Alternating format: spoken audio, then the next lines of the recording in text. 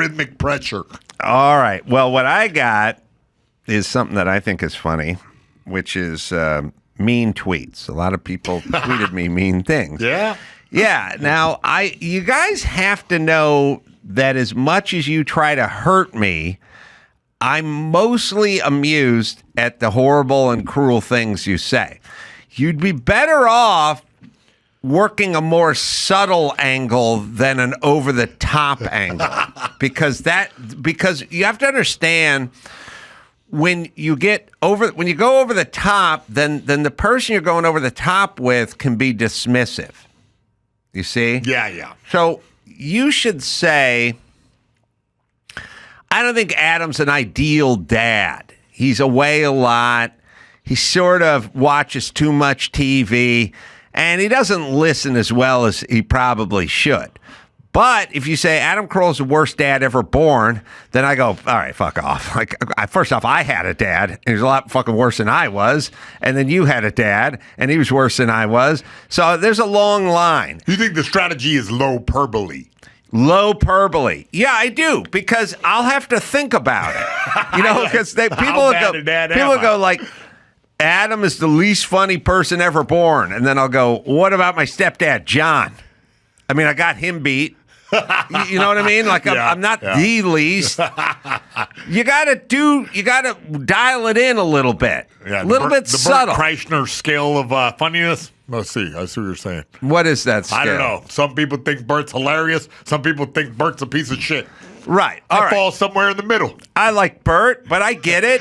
You could say, Adam used to be funny. Now he's less funny than Bert Kreischer.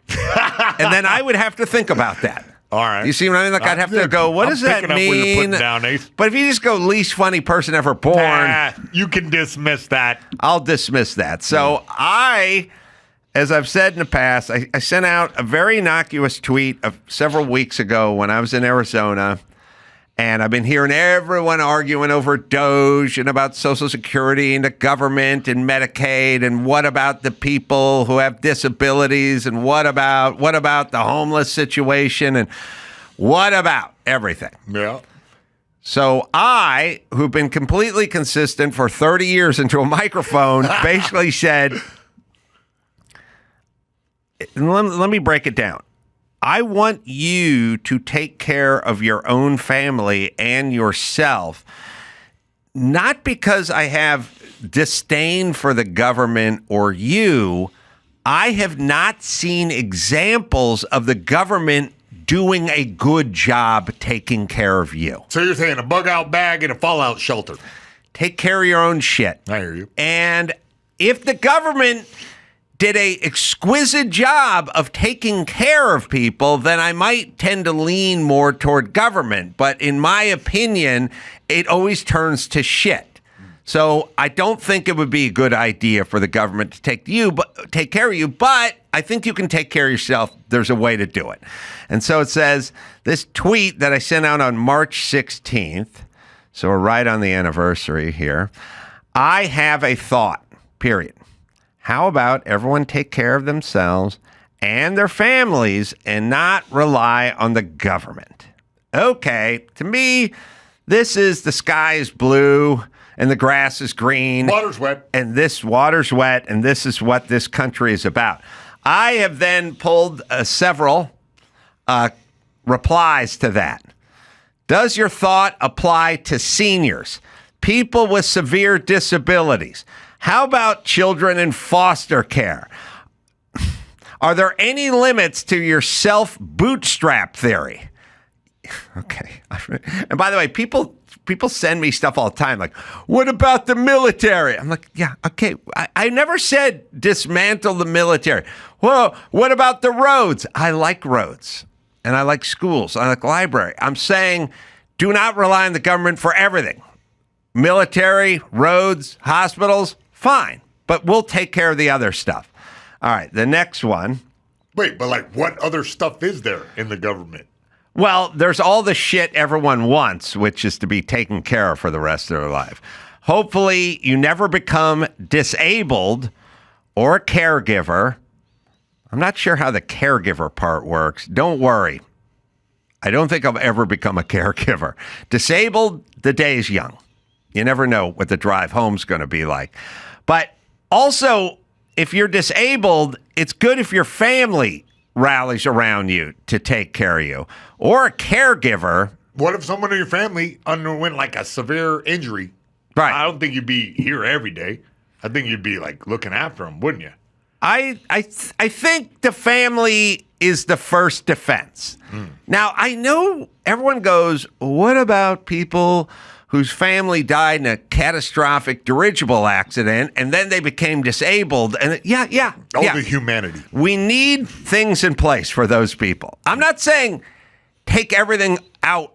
I'm saying, in general, the family's going to do a much better job of taking care of said person than the government will. You're mad that everyone came with exceptions to your rule.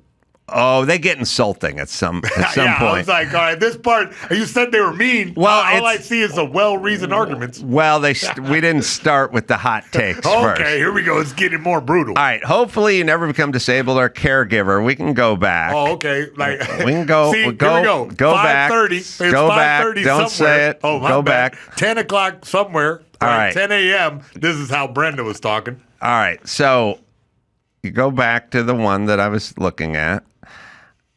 All right, hopefully you never become disabled. All right, one more. And go back to the one I was talking about. Hopefully you never become disabled or a caregiver, but anyone can become disabled at any time. Yes, you can. All of a sudden, your whole world will change when it's harder to find work. Yes, but you still need a family, an intact family, to help that person who becomes disabled. I don't know what we're arguing against. The government just does everything all the time for everyone, and I don't think they do a good job. As a matter of fact, you're the guys who keep telling us the government does a shit job on everything.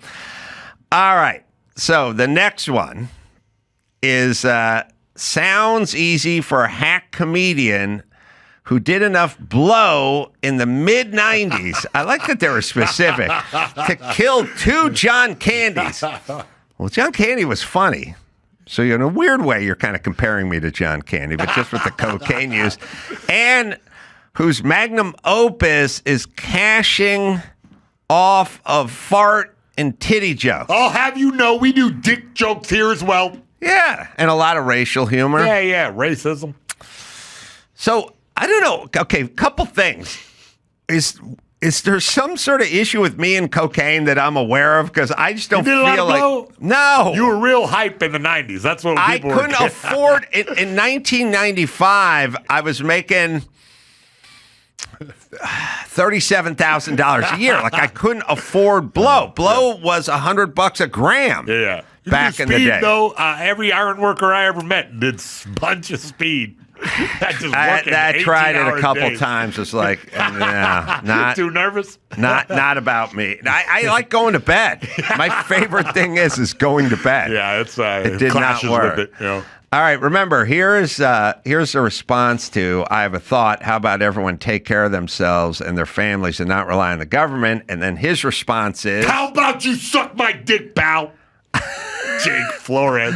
Jake Flores wants me to suck his dick. He went, look, but notice the timestamp, 5:38 p.m. See, the previous very polite tweet was at 11:30. This guy was on beer 30. All right. We got another one. Jake. In here. This one just says, how about you go back to the 80s, which I realize is kind of a catch-all insult, but I don't really know what it means as opposed to this. The 80s wasn't that bad a time. What if I did go back in the 80s? I don't What's know. that have to do with your family? I would wear a sweatband for sure. Now here's the one I like from Joel Keith, who says, to respond to my text, says a wealthy white guy with no special needs. I do have one special need, Joel. I need you to shut the fuck up. There's that need. Yes, I am white, but I wasn't born wealthy. I made myself wealthy through not relying on the government. But okay. We got another one, or we've got to the end here. Let's see. Just another white clown. I would argue maybe weaving race into everything is not a great strategy in 2025. You know, there's rich white people, there's poor white people. They're all over the road. You know what I'm saying? Yeah. I know you guys think there's such a thing as white privilege. There isn't. There's rich people and there's poor people. Just another white clown with enough money to kiss up to Nazis. Tone deaf loser. Why is it tone deaf to tell your family to take care of your family? Yeah, I don't know. I think this is a little classism. They're racist against the fact that you have been a successful entertainer for 30 years or so. Mm-hmm. So I get where this hate's come from just because I can see all sides of the argument. This is from Philly Girl Forever. My dad was a South Philly guy, so man. All right, let's see. This one says, how about people not having devastating illness, tragedies, being poor, or having Trump unexpectedly fire you, saying you're worthless?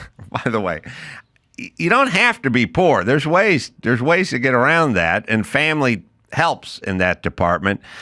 Didn't realize how much of a jerk you are.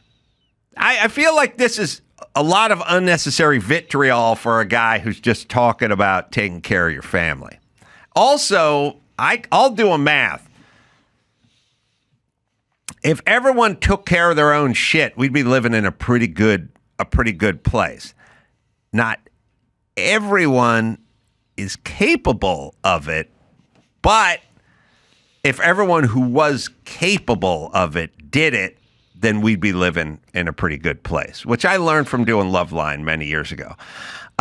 This one from Professor Zenkas says, I was hoping you'd get smarter as you got older. I don't know that this one, I feel like what I said was the family equivalent of diet and exercise. Just kind of take care of business. What you said was in a vacuum, I think, is like a perfectly reasonable thing to say, and that I think that anybody in the right mind can get behind. But through the lens of politics and painting you as this certain color or that certain thing, a label, now you're immediately attacked for saying something reasonable. Oh, and there's the ones, these are my favorite ones. Who's going to build the roads? Yeah. Provide fire service, okay, research, and generally make society a better place rather than a dog-eat-dog world. Yeah. I think society would be generally better if people stayed intact, raised their family, made good citizens, paid their taxes, got folks educated, and all that. I don't know. Give me examples of the government being wonderful at that. That's my whole thing. Like, the government makes society a better place. Okay, I don't see examples of that. The places I see that have more government seem to be a worse place. But all right, do we have any more? Last one of this. How about you not rely on hack tropes and come up with an original idea occasionally that we haven't heard 15 billion times ad nauseum? Yes. I say family and education. That's true. But I would say diet and exercise, too. And you go, well, that's a trope. And it's like, well, it is a trope. But it's true. I don't know that tropes aren't necessarily true. All right. If there's one more mean one in there, I'll read it. But you got to find a good mean one. I had a similar kind of run-in with someone regarding the voter ID thing. I emailed these to Byron. He could put them up. I had said that somebody was, all up in arms about having to get another ID. And I'm like, we've known about this for years. I don't see why it's difficult to get an IV. So I just said ID. I made it the real ID thing. Yeah, you said IV. That's why. I know you just came from a cruise where you're fucking boozing for 7 days. So it's on your mind. I said I made an appointment at the worst DMV in Los Angeles and got the whole process done in about 30 minutes. It's not that difficult. That's all I said. Yes. And if we can put up. Yeah, well, that's because you're white. Yeah. Yeah. Yeah. And what did people respond to with that? This one guy really didn't like it at all. He said, it is an unnecessary expansion of government power, new, unnecessary rules passed by George W. Bush 20 years ago. But you hypocritically and illogically support this because you said getting an ID is easy. Because of voter ID, bro, your brain broke. And I'm like, whoa, dude, I never said I supported it. I said it was easy. Chill the fuck out. I said, if you're looking to start a fight, start with your stepdad. And he said, we both know my stepdad already left my mom because he couldn't stand being away from you. How is that an insult to me?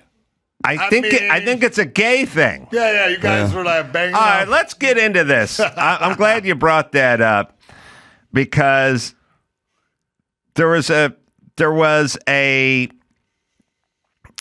video that was put out that was shown to me before the show. I don't see it on my list here, but maybe it is somewhere on my list. And it was a Republican congressman who was performing oral on his rich fat cat constituency guys who paid him, and the blue collar working class guys were being left out in the cold. Now, but here's what I'm saying, and I've been saying it a few times now. It's 2025. Everyone's down with the LGBT community. That community is hard left. Why is their greatest insult telling me to suck a cock? That's your greatest insult, is telling me to suck a cock. Like, what if I threatened you? I hope one day you turn black. That would be weird. Like, you'd go like, what the fuck does that mean?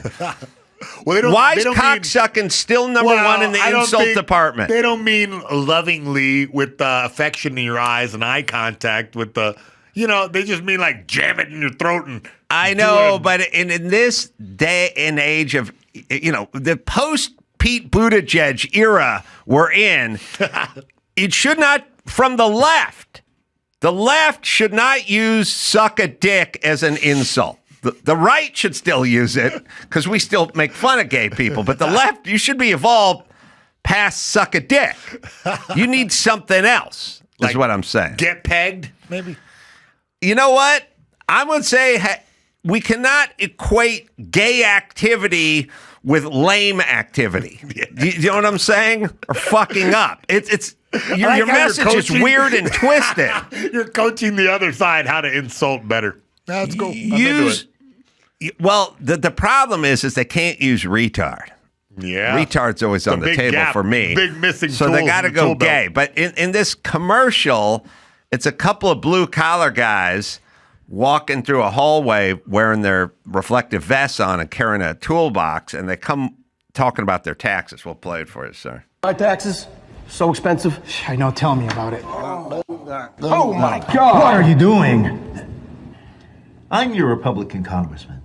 I'm fundraising for re-election and servicing my sugar daddy and lowering his taxes.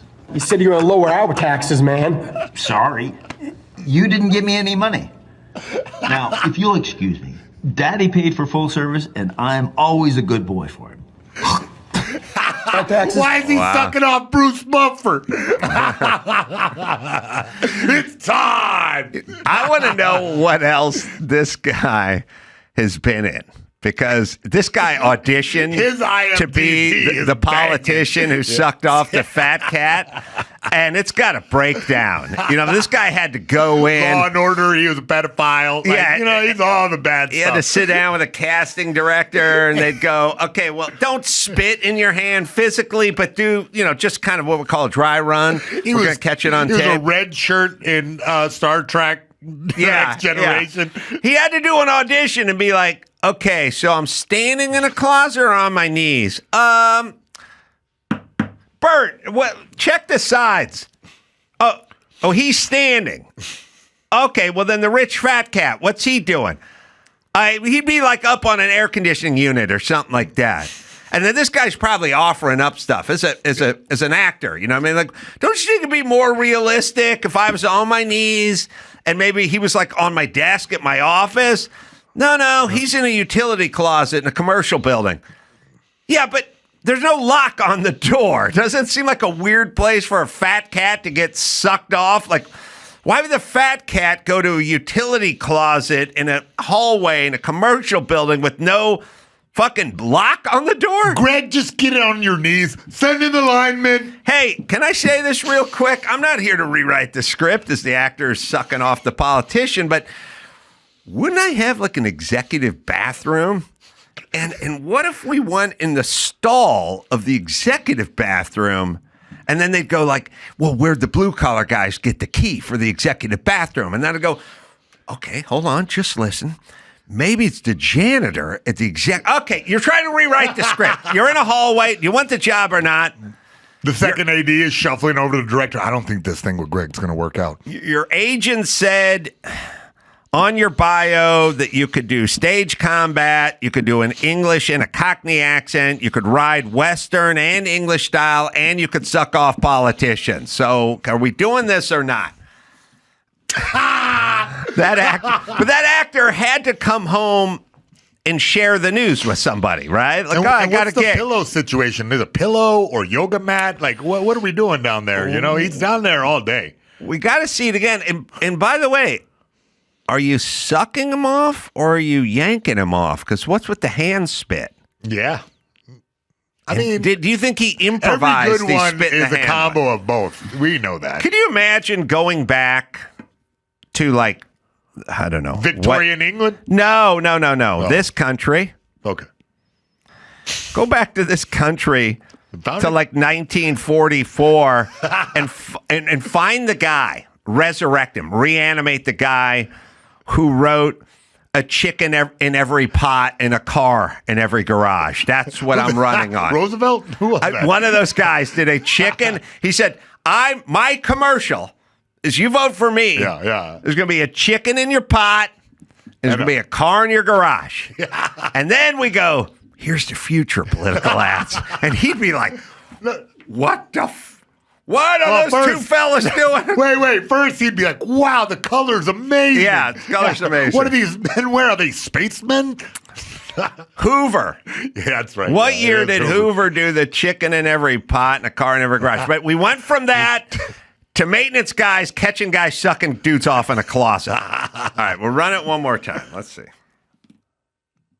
My taxes, so expensive. I know, tell me about it. Oh my God! What are you doing? Why? It's going to hand you. I'm your getting Republican getting sucked off. I'm fundraising for re-election and servicing my sugar daddy and lowering his taxes. You said you're gonna lower our taxes, man. Sorry, you didn't give me any money. Now, if you'll excuse me, Daddy paid for full service, and I'm always a good boy for him. Dude, that's a good ad. I don't care what side of the aisle you're on. That's pretty damn funny. The guys in the yellow vest had to be directed. Look, you're disgusted, but you're not that disgusted. Yeah, because gay guys are cool. But In a normal circumstance, you just run. Ah! Well, gay guys are cool, but guys who aren't gay sucking off other dudes aren't cool. I think that's it. I mean, that's the way it is. 1928 was the chicken in every pot and the car in every garage. Yeah. Mm-hmm. And well, we went from that to this, everybody, from Herbert Hoover to this. So here we are. That's not on TV. You can't play that on KTLA. No, I think it's on the internet. Okay, I got it. We went from a chicken in every pot to a cock in every mouth. And a car in every garage to load in everyone's hair. Jesus Christ. Are we coming undone? Oh, we are coming undone, everybody. So, I don't know. It would be curious who that actor is, because that's a weird gig to take for an actor. Thinking of hiring him? I do little bits on the vlog over there. I believed him. Me too. I think he ad-libbed the hand loogie. No. That was a definite Hawk Tua. That was in a little the script. shout out to the Hawk internet. Tua girl? Exactly. He did the Hawk Tua, so you knew what was going on. He looked like Vladimir Putin. But do you need the Hawk Tua for the blowjob to continue? That was. I prefer it. You honestly. do? Yeah. I mean, look, if she's gonna Hawk Tua, spin on a thing, I'm not gonna wipe it off. See, to me, the Hawk Tua suggests the hand job Nah, it's part of the entire package, man. Yeah, I got to teach you about sloppy toppy. Good Lord, Carolla. You taught Wait me a all minute. that sex on Loveline many years ago. Now I'm over here teaching you. Well, let's take a brief survey. I'm looking at you, Booth. Hock to a girl.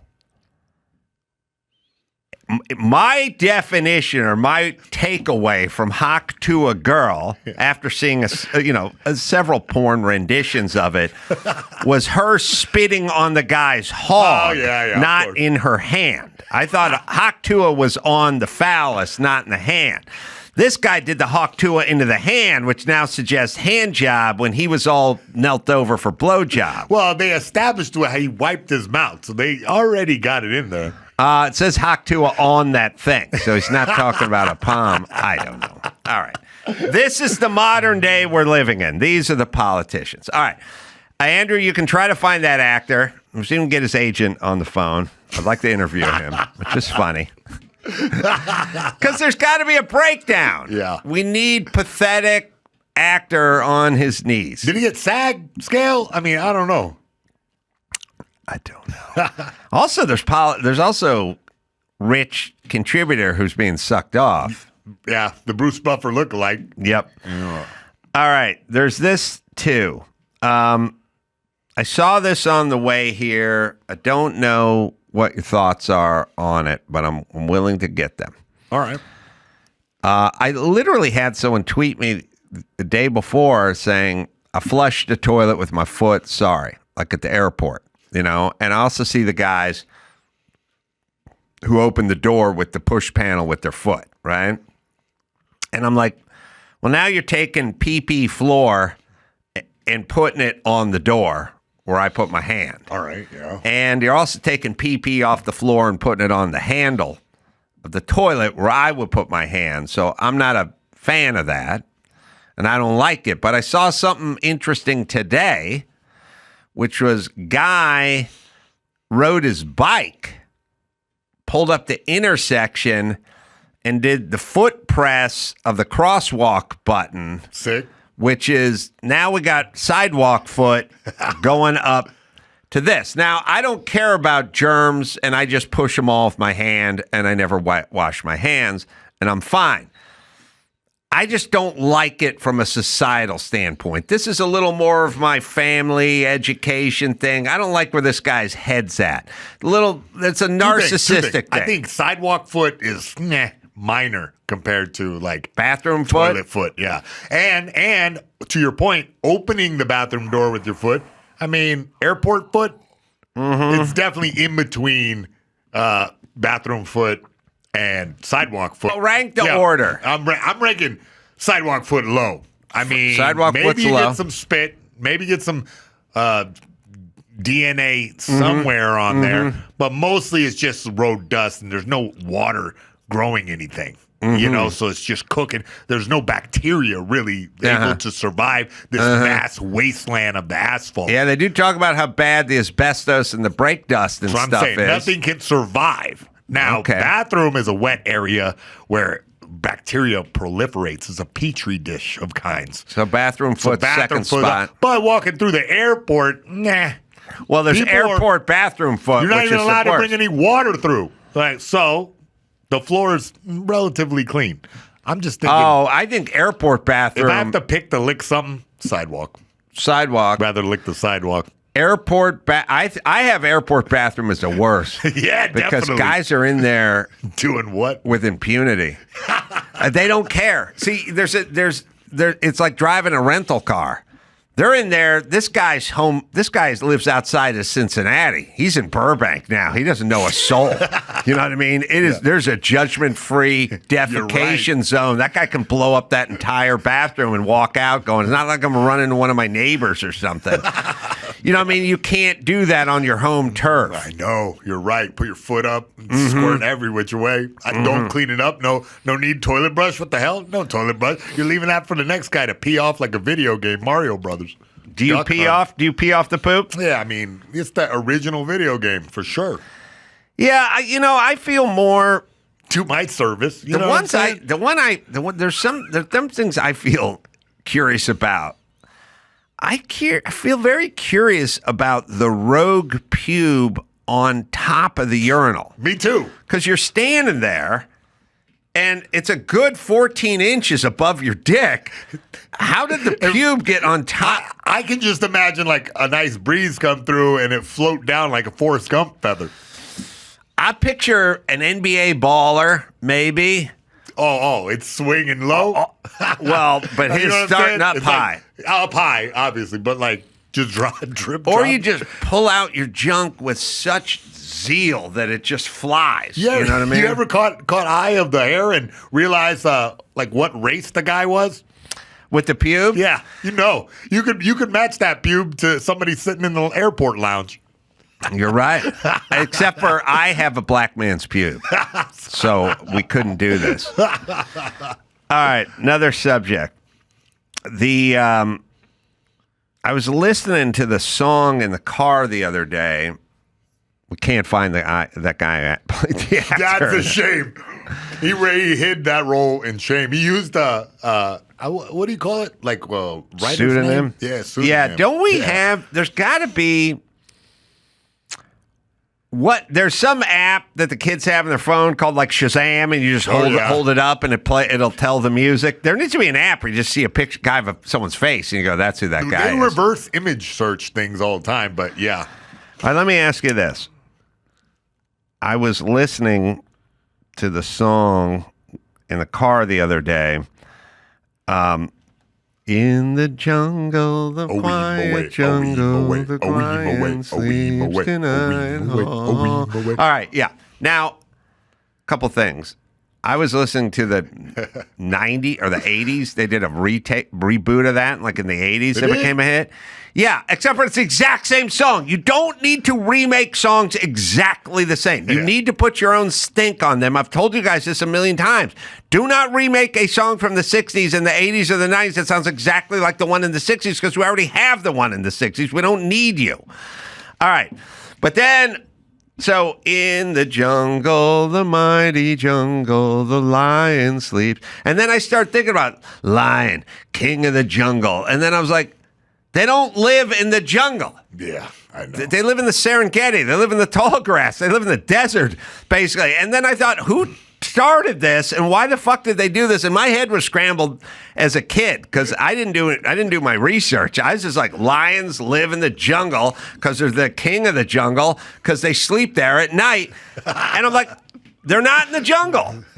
But we don't say, we don't say tree snakes in the Serengeti, or we don't see salamanders in the Serengeti. Like, we don't say alligators where they're not supposed to be. Why do we put the lion somewhere it's not supposed to be? And then why did we go along with this travesty? I don't know, but it's an institution.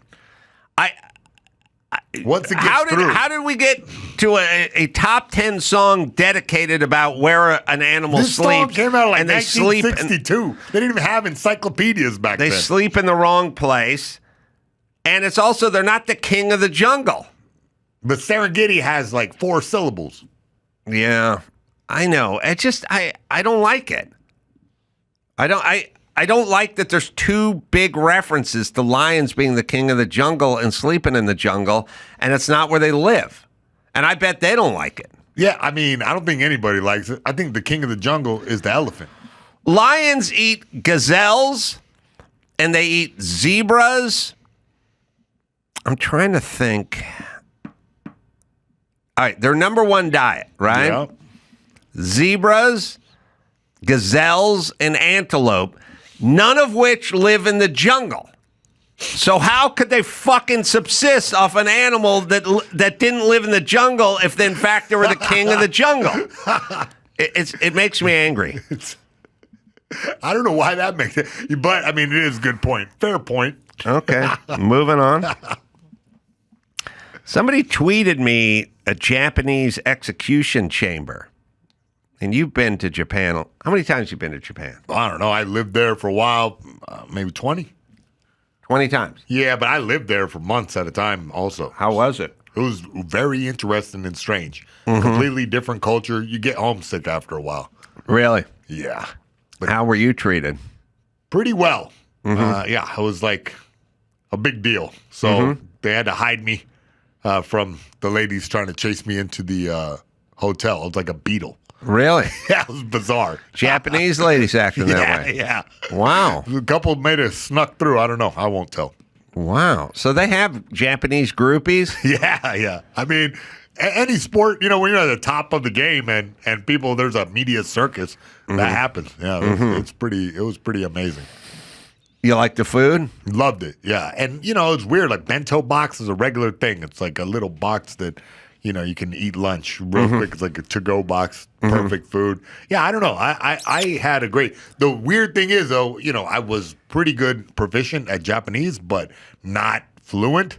So it was many a dinner with me just cocking my head left and right, going, what? And missing being able to have a nice conversation in English. But you could speak some Japanese. Some back then, yeah. I was like adept to be able to get around and get a girlfriend. Society, was it clean and orderly? Very. I asked one time my brother Rio Chonin, a great fighter from out there. I asked him, "Wait, why are these people homeless?" And he said, "They don't have money." And I said, "No, but like, why are they drunks or what? No, they don't have money." And I was like, "Yeah, but like, are they mentally ill? No, don't have money." And that was it. Really clicked my brain. I was like, "Oh, okay, I get it." Yeah, but I still think you gotta sleep somewhere. No, they do. They have like tent cities there too. Oh, it really? happens, yeah. So somebody tweeted me something I thought was interesting, which is a Japanese execution chamber. Yeah, I'm not familiar with this. Can't imagine it's very nice. Well, They put you down like a dog. First off, it's kind of weird because when you hear people, and I don't know what their policy is over there, and maybe we can look it up, but they have an execution chamber. So they must do executions they do, and over they there. go quick too. Like the funny thing about Japanese, I do know this, that when you're sentenced to death, you don't have a date. They just come and get you and then kill you. Well, that's what they were saying. That's part of the torture. Is that guess what? You did something that bad. Every day you're going to wonder, is this my last day? It's very zen. I like it.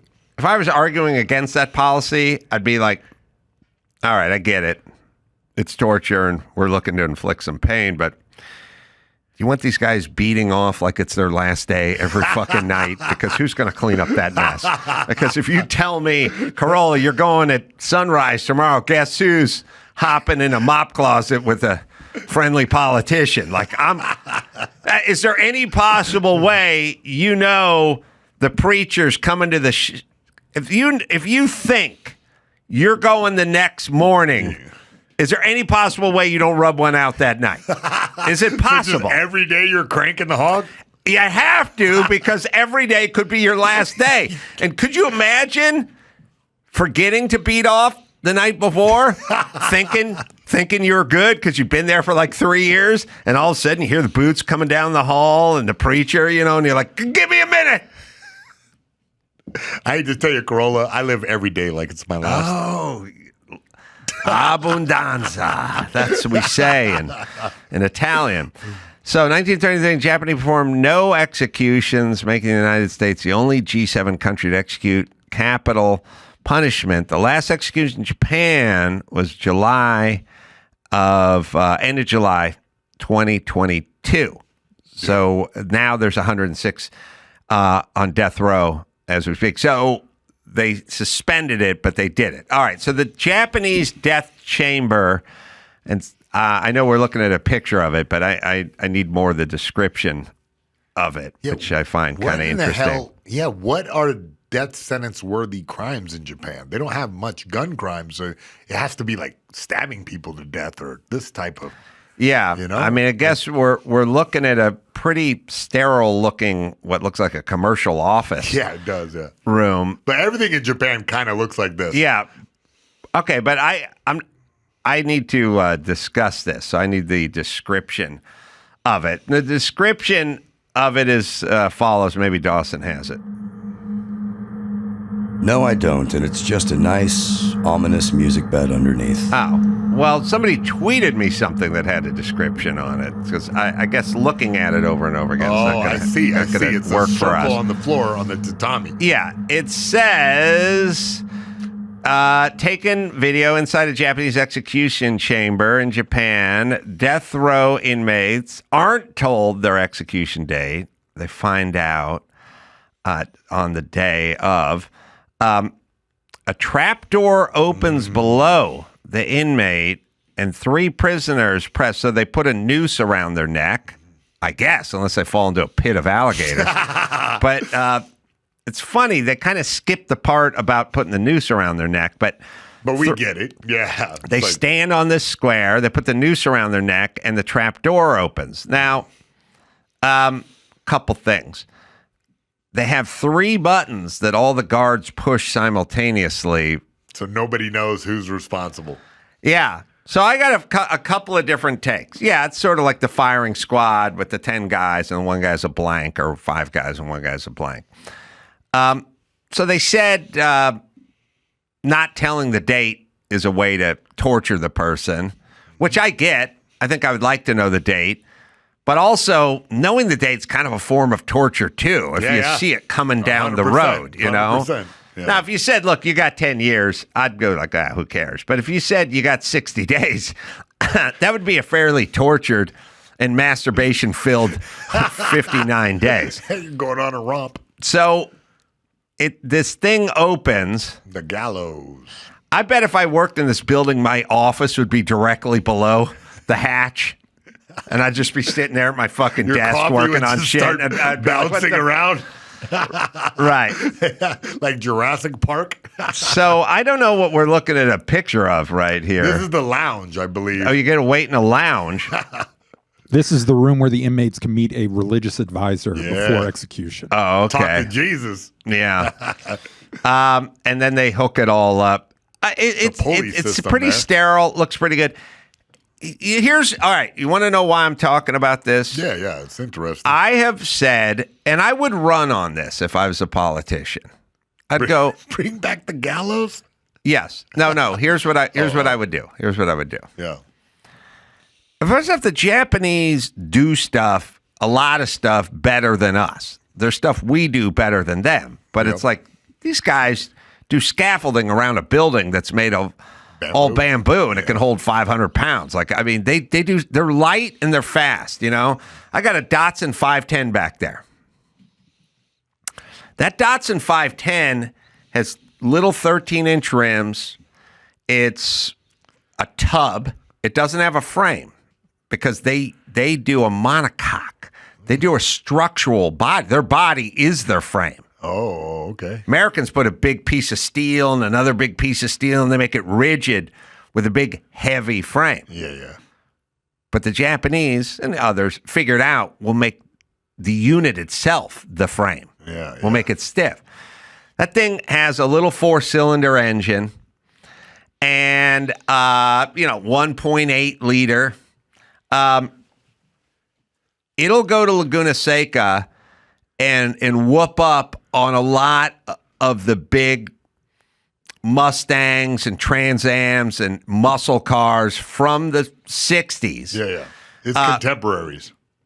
Yes. Yeah. And what people don't really realize is you can stop scrolling pictures, please. What people don't really realize is it's 60 per 100 cubic inches. It's a liter for every 60 cubic inches. So meaning a 1.8 is like, for the sake of argument, this is it's 100 cubic inches. Those cars have 327s and 350s. I mean, their engines are 3 times the size. They're not twice the size. They're 3 times plus the size. And don't have the output. And they got 550 horsepower. And that thing's got 200 horsepower. And it'll still whoop up on it on the track because it's nimble. Yeah. And it's light. And it's efficient. And that's what Japan is. They make their shit light and efficient. Now, as far as ideas and technology goes, well, all you ever hear about these days with tariffs is China. They're ripping off our technology. They take our ideas and then they make them cheaper and lighter and faster and sell them back and everyone buys them, right? Yeah. Okay. So China realizes, look, we're good at stuff. We're good at manufacturing, but we're not great at the idea part. Why bother coming up with ideas? Take their fucking ideas, rip them off, and then make their golf clubs and their chips and whatever it is they're working on, just make it faster. Yeah, yeah. A car, it's a Paul Newman car, it's a big twin turbo car, has a V8 engine in it out of a Japanese car model. And I said to some of the engine guys, I didn't really know about Japanese making V8s back in the 70s. They said, oh, they have a big Imperial like limousine that had a V8 in it. And I said, what was their V8 like? And they said, well, they basically took the Ford bottom end and put the Chevy top end on it. And I was like, yeah, they just ripped us off. Yeah, yeah. They went, why are we making a V8 when those guys have been making V8s for a million years? So we'll just take their V8 and make a little scramble out of it. We'll take the part we like about the Ford, and we'll take the part we like about the Chevy, and then we'll make our own V8. Yeah. Okay. Why don't we just rip off everyone's good ideas? That's my whole thing. You've been in Europe. Yeah. First time I went to Europe, standing out front of a pub, saw the urinal thing. It drops in place in front of the pub. 3 guys using it once. Back turned to society. Open. Taking a piss, not pissing all over the dumpster or the alley, whatever, smelling like piss everywhere. Every stairwell and every parking structure smells like piss. Okay, I go, why don't... See, what I'm saying is, as a politician, I'd go, I'm going to fucking travel the globe and I'm going to rip off everyone's good ideas. Great idea. I'm just going to bring them back here. Yeah. So we're arguing over lethal injection and we're arguing over everything. And I'm like, you guys like, you like sushi, right? Yeah, I love sushi. Where'd that come from? Japan. Okay, but you like it, right? Yeah. Okay, are you eating pot roast every night and stew? And the answer is no. We like their sushi. We like the sushi idea. Good. They do. We're just rip off their idea. If you do something efficiently, you do something quickly, you do something well, then we'll take the death chamber from Japan and we'll take the bathroom from London, the urinal, and we'll bring it all over. We'll rip it off. Yeah. Whatever your ideas are, we'll do it. I'm down with this idea. You down? Yeah, hell yeah. I mean, I wish I could come to work on a damn train. Just whatever the bullet train, whatever it is you got, we're taking it. I did that bullet train in Japan. I sat in a 220 miles an hour train. It is bizarre. I got all the way to Merced. Really? No. No, I took that was a brain fart. You're right. That's a good joke, and I fucked it up. No, you're great. Yeah, you know why? You did a Merced. I know. You hit a syllable different, and I thought it was a place in Merced. Tokyo. Yeah, I thought you hit a place that I didn't know about. My bad. Yeah. All right, you got some news in front of you? I do have some news. Look, first up, Los Angeles news station accidentally posts the N-word on X, called a technical error. Yeah. Yeah. Apparently, they said that they were trying to use the language filter to the social media accounts, and the offensive word was accidentally shared. We are appalled and apologize that this occurred. I like that they're appalled. Oh my God! Well, look, here's put it up, guys. here's the thing. Get flagged. If you don't do stuff on purpose, it's no harm, no foul. Yeah, right. We got to get that. We got to get that right. You use it trying to hurt somebody or denigrate somebody, then it's something. If you use it by mistake, then it's a non-deal. It's just embarrassing, but it's not, it's basically like, oh, we caught a Ring door camera. You pissing on your own lawn. It's like, yeah, I know, but I had to take a piss. It was my lawn. They don't mean anything bad, but it's fun. In what world, though, is that a mistake?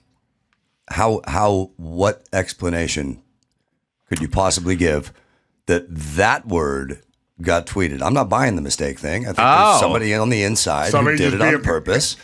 And it's being thrown, it's being buried. Somebody's teenage LA kid News. Grabbed their phone. Somebody did it. Yeah, but here's Dawson.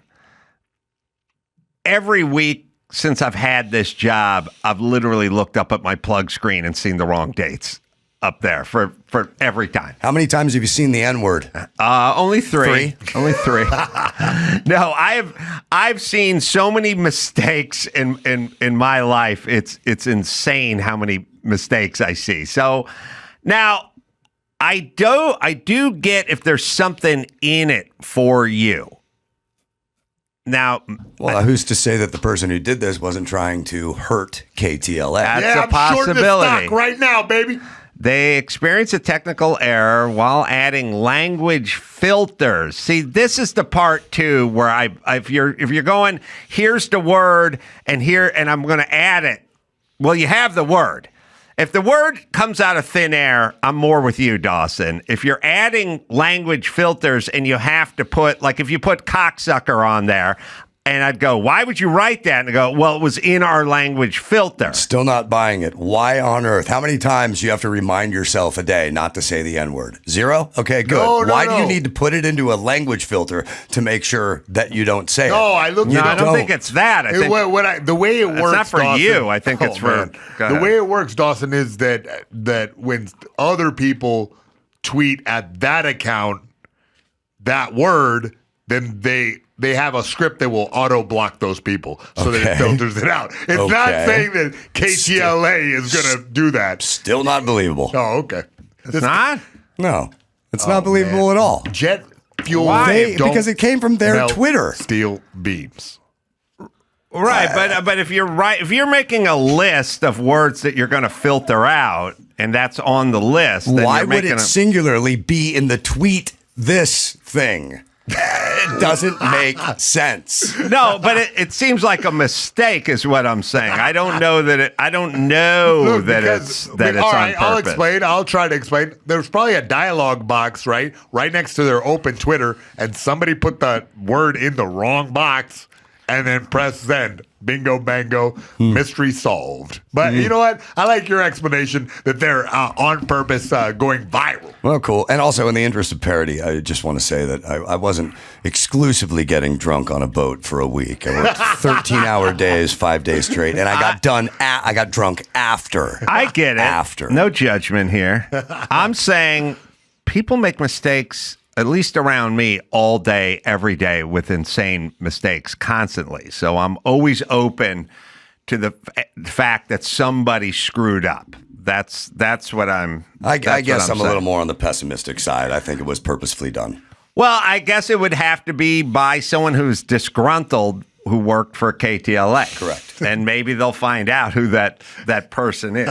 But I still, the problem is plausible deniability. If someone says, we have to make a list of words you can't say that we filter out, and this is one of them, and it ended up in the wrong box, then I will go, that's plausible deniability. Plausible deniability followed by a lack of follow-up. What if Fox News tweeted the N-word? Would we ever hear the end of it?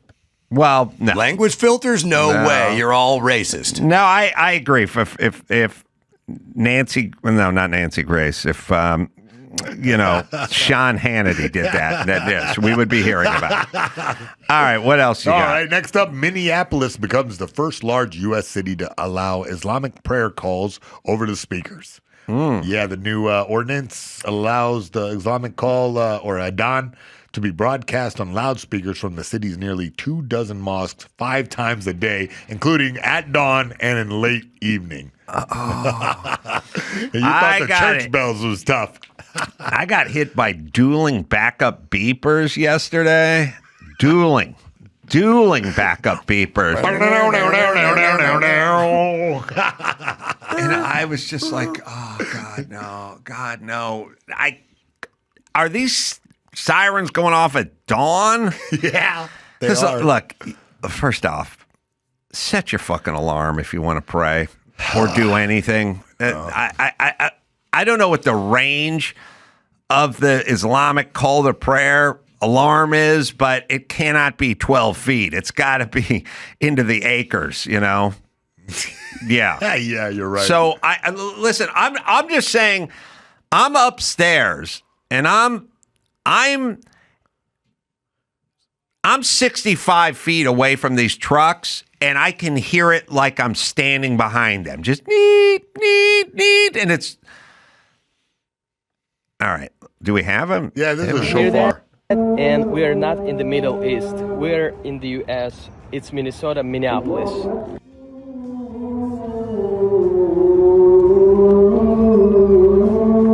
Some guy's trying to rock the Doobie Brothers in the background. That's right. Slow ride. Phillips Midtown, the most dangerous neighborhood in Minneapolis.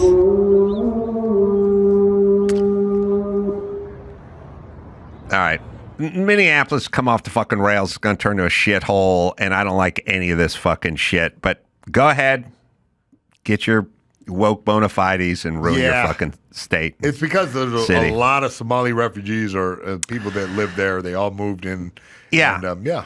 I know, but here's the whole thing. You fled a place because that place was a piece of shit, and then you came here because this place wasn't a piece of shit, so let's not turn this into the piece of shit that you fled. Everyone hates that kind of tough talk, but I'm doing it for you, Somali refugees. We got a better way of life over here. Come join us. No problema. But that's not the New World Order. It doesn't work.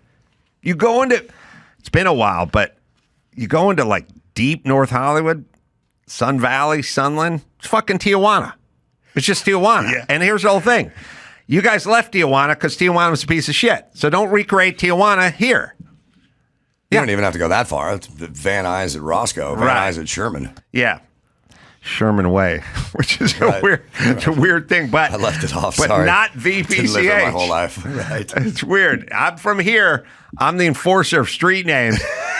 When you say the PCH, I go, it's just PCH. Yeah. But if you say Sherman, I go Sherman Way. So I will either add or subtract a word from your street name because I'm from the 818, bro. I Yeah, purposely you are. don't use the thes when I'm talking about freeways. Good. 405 to 101. That's Take the more thought out. efficient. All right, we got one more. Yeah, we do. Let's go with the Blue Origin mission with all-female crew, including Katy Perry, completes the space trip. Yeah. well, Here's what I'm kind of interested in. Yeah. I know that the Blue Origin one is almost just become like some sort of Magic Mountain ride at this time. Yeah. But if somebody said to me, Adam, would you like to go on the Blue Origin rocket ship and go up top and just orbit for, or not even orbit, just go up beyond the Earth's atmosphere for a while, float for 4 minutes and then come back down? I'd go, yeah, I would, but I've seen a lot of footage of SpaceX rockets like blowing up. So, and I know this isn't that, but what's so different about what we're doing and what you're doing? Now You got Katy Perry on there going, "We're a firework." yeah, I mean, you got a payload and you're doing you're putting a satellite in orbit and you got a lot more tonnage to move and stuff like that. But, you know, when Elon started with this Doge business, some crafty Democrat put together a montage of his shit blowing up, which unfortunately I saw on my feed. Yeah. And now you want me to get in your rocket ship. And he's the rocket guy and you're the Amazon guy. But I don't think the Amazon guy blew up many. That's what I'm saying. He's not pushing the envelope. He's like got a very safe, phallic rocket. Right. So, okay, can we say this? We're saying, all right, Elon is saying, I'm doing the quarter mile. I'm at the drag strip. It's 1,000 feet now, but let's just call it a quarter mile. All right. I'm at the drag strip. I got a top fuel rail. Thing makes 10,000 horsepower, runs on nitro. And I'll go, That sounds and fun. I'm going to do this 1,000 feet. I'm going to do it in 2.7 seconds at 330 miles an hour. And I'll go, yeah, but I've seen a lot of those blow up too. I've seen some real bad accidents. Yeah, well, you're going 330 miles an hour when you cross 1,000 feet. Shit's going to happen sometimes. Yeah. But then I look at this car. I look at Bezos, and he goes, I'm doing the quarter mile too, but it's in a stock Camaro, and we're probably only going to be doing about 125, 130 when we cross the traps at the end. Yeah, it's yeah. pretty safe. Yeah. Shit, something could happen, but it's pretty. That's this. Yeah. So is that kind of what this is? Because he's using a rocket ship, Yeah. but it's so much safer than the other rocket ship. Yeah. It's because he's trying to do less. Yeah, exactly right. Less payload. Yeah, and set it up for 1 minute float in space. So it's not quite as high. I don't even know if it counts as like it doesn't break the barrier of the atmosphere. I believe like it breaks just to the tip of the atmosphere outside the stratosphere and then back down. It's very safe. Yeah, they get into a zero gravity situation over there for a minute. Yeah, they did it. That's what I read, that it was 1 minute of it, and then Katy Perry did sing, not the fireworks song. It was more of a publicity stunt. It seems like, because he sent his lady up there. He sent his fiance, who's a journalist and a helicopter pilot. Yeah. But, she's not an astronaut. And Gayle King, Oprah's bestie, went. Mm-hmm. So it was about as safe as it could get for space travel. Yeah, all right. So I think the whole ride was 11 minutes long. And I know people get into like, oh, what are you doing? You claim to be into the atmosphere and you're burning all this carbon and all this kind of, I don't know. It's let the fucking guy do what he wants. Let the chicks in. Some are saying that's a farce, but look, who cares, right? Yeah. It's also, I will say this about NASA astronauts. It's the same thing I said to Mark Geragos, attorney, when Kim Kardashian was trying to pass the bar. I said, you better fucking hope she doesn't pass that bar. And he goes, why not? Because when you say I'm an attorney, someone will go, oh, like Kim Kardashian? And then they'll start laughing and walk away. So like Gus Grissom or Buzz Aldrin would be like, I'm an astronaut. Oh, like Katy Perry? That's funny. And then they'd walk away. Poor guy. All right. Tarek El Musa's out there. He's a real estate investor, TV personality, and has a TV show, Flippin' 101. We'll talk to him about all things homes and flipping and all that. We'll do that right after this. It's 9 p.m. on HGTV. Good to see you. Good to see you, too. It's flipping. I think people like the notion of it, but maybe they're a little scared of it. Yeah, well, I know you know a little bit about construction. It's been a nightmare the last couple of years. It's been the most difficult it's ever been. So I've seen a lot of people get their butts kicked lately. What is, like, people do ask me sometimes, they go, I got a house, I'm going to flip it, I got, limited budget, where should that money go? It just depends on how big of a project there is. So like I always say, you want to do the easy things. You want to green grass, you want to clean up the landscaping, you want to paint the exterior, paint the interior. Inside, you want to clean up carpets. If you want to spend a little bit of money without breaking the bank, instead of retiling showers, you can retile bathroom floors. But really, the goal is, if you're just trying to get your own house ready to sell, just clean it up as nice as you can without spending too much money. Now, if you're looking to flip a house, it's a totally different ballgame. I've found that you can paint tile. Yeah, you can. And I've been doing it for a long time, and now it's kind of a thing. But the biggest pain in the ass or expense is people come into a bathroom, the house is from the 70s or the 80s, and they go, it's fine, but I hate the tile. And tile is not like a roof. A roof, you can put a roof on top of a roof, up to like 3 roofs. You can probably go more if the inspector's not looking, but you can just put it on top. Tile is busted out, bust out the tile, probably the float. It's a mess, and it's a lot to float it, hardy backer, whatever, cement board, retile, grout, thin set, everything. Or you can just paint it all like white, and it kind of goes away. Really? And there's tile paint, and there's even a way to like charge it with a negative electricity or something, and it can be done. And it doesn't really cost that much. So it looks flat, or does it look like there's tiles under there? It looks okay. It's the exact same tile, but it looks like a brand new white tile. So it's actually called reglazing. So there's 2 ways to do it. You can go to like the Home Depot or Lowe's, and you can buy like a self-reglazing kit, which never really works. Yeah. Or you can hire a professional. It's like $400 or $500. They'll come in, glaze an entire shower white. So whatever pattern was there before, it's still there. It's just brand new looking and bright white. Wow. Right. And the thing that gave it the shitty 80s look is the weird rose-colored bar that went through the thing on the off brown tile, and it's like and so women go, oh, it looks like shit. Paint it all white, make it go away. It'll just go away. Yeah, but most people don't know. You can actually take out just one row of tile, leave the rest, replace that row, then paint it white, and remove the weird patterns. So Yes. there's a lot of tricks and hacks you can do. Yeah. What's some other like little hacks that you could? You know, here's the truth. comparable? I'm not good at hacks when it comes to like the construction side of things. What I'm good at is finding like real estate deals, off-market deals, how to find motivated sellers, how to find like mold houses, the worst houses you can find, right? Are they? Is there going to be a lot of stuff going on in like Altadena, for instance? Like, so just so people who are listening, the average house that I'm off the top of my head, but the average house that burnt down in Malibu was $6.7 million. There's ones up the hill, but there's ones on the ocean. Maybe it's $7.7 million, and then the average one in the Palisades was 4.1. But in Altadena, the average house was like 1.1 or 1.3 or whatever that thing is. Lower. Sounds expensive to everyone, but here, lower end stuff. Smaller lots, not near the ocean, blah, blah, blah.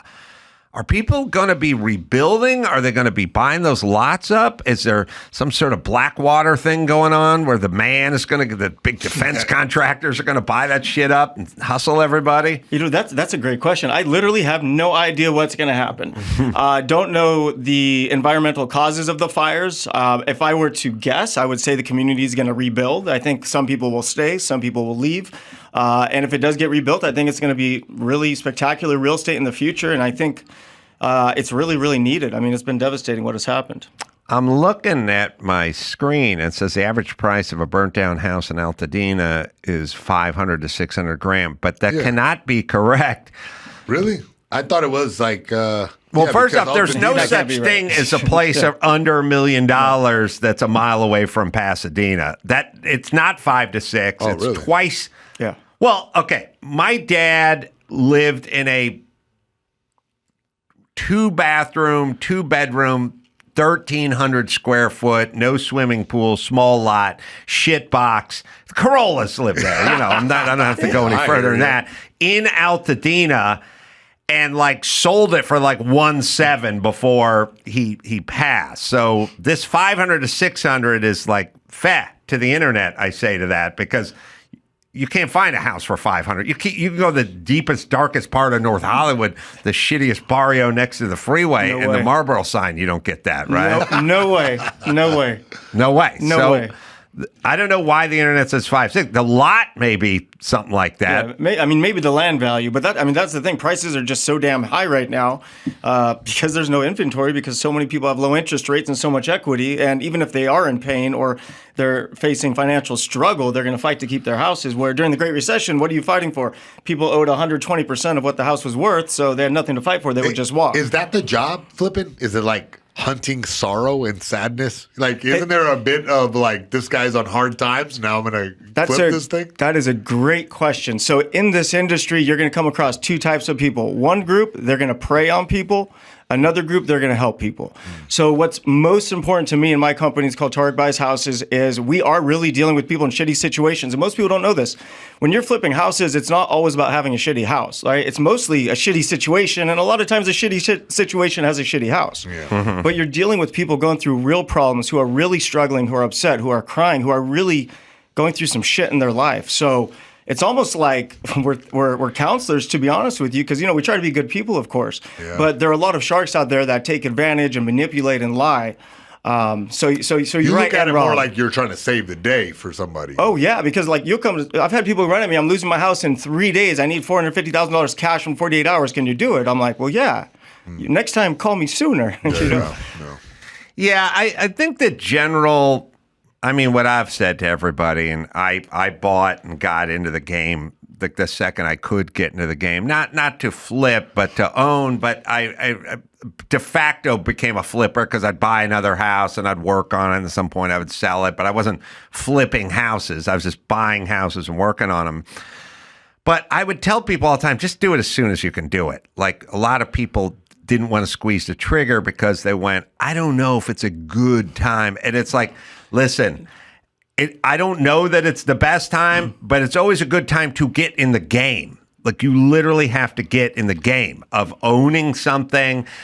I wish they would teach you about being able to leverage stuff and take loans against stuff and essentially get in the game. Like when they talk about the haves and the have-nots or the forgotten or the financially illiterate, like, yeah, somebody should be saying, get in the game. You just got to get started. I love this. I'm actually in the process of building a platform right now that's going to teach everyone about real estate at almost no cost at all. And it's going to be utilizing every single thing I know about real estate, leveraging AI, and teaching people every single aspect of buying, selling, investing, renting, leveraging, getting a mortgage, what to look for, what not to look for. Because the truth about this industry, this is a commission-based industry. So a lot of the professionals, their decisions are made around chasing these huge $50,000, $60,000, $100,000 checks. And what happens is when you're looking at a check that is $100,000, sometimes it gets in the way of you making the right decisions for your client, right? So yeah, and also if you're talking about a percentage as a realtor, and it's sort of like, let's just say you're taking 5% and you're whacking it in half with the other realtor for the sake of argument. So then you're looking at 2.5%, right? And you got this house, and the house is $2.2 million, and now you're saying, well, there's a crack in the swimming pool, and it's going to cost $25,000, and I think they should have to pay for that. And at some point, your realtor go, just take it, and move on, because 2.5% of $25,000 is no never mind to them. Why argue with the other guy? Why fuck up the deal potentially for 2.5%? Of $25,000. You nailed it on the head. And that's one of the biggest problems with the industry today. It is a commission-based industry that's dealing with people's biggest asset. If you go across America, what is the number one asset that people have? It's their home. Why? Well, they bought it for their family, and then it went up because of inflation over time. They should have bought more, by the way. And what's happening is a lot of people are getting taken advantage of because of the huge commissions. Like I remember I was buying houses or flipping houses in 2010, and the commissions were $4,000. The same houses, $35,000, $40,000. Right. Yeah. And also kind of makes you, I mean, it's sort of like, I make this argument with hot waitresses at expensive restaurants. They'll go, okay, well, it came to $827. Don't do 20%. You got to do 25%. It's like, that bitch came by the table 2 times and dropped off a baked potato. Yeah. Well, and I'm like, the bottle of wine was $126, but she could have just dropped off $2 Chuck. What's the difference? And I go, the chick who works at the Waffle House is busting her ass doing the same thing. Why does she have to get rich? Yeah. Why does she need to average $800 an hour? That's all I'm saying. Let her average $100 an hour. And that's kind of what it is with the real estate industry, because you got to remember, you got about 10% of the agents selling 90% of the houses. And the reason that real estate is so expensive because the average agent sells 2 to 3 homes a year, which means they don't make enough money to survive unless each check is big enough, right?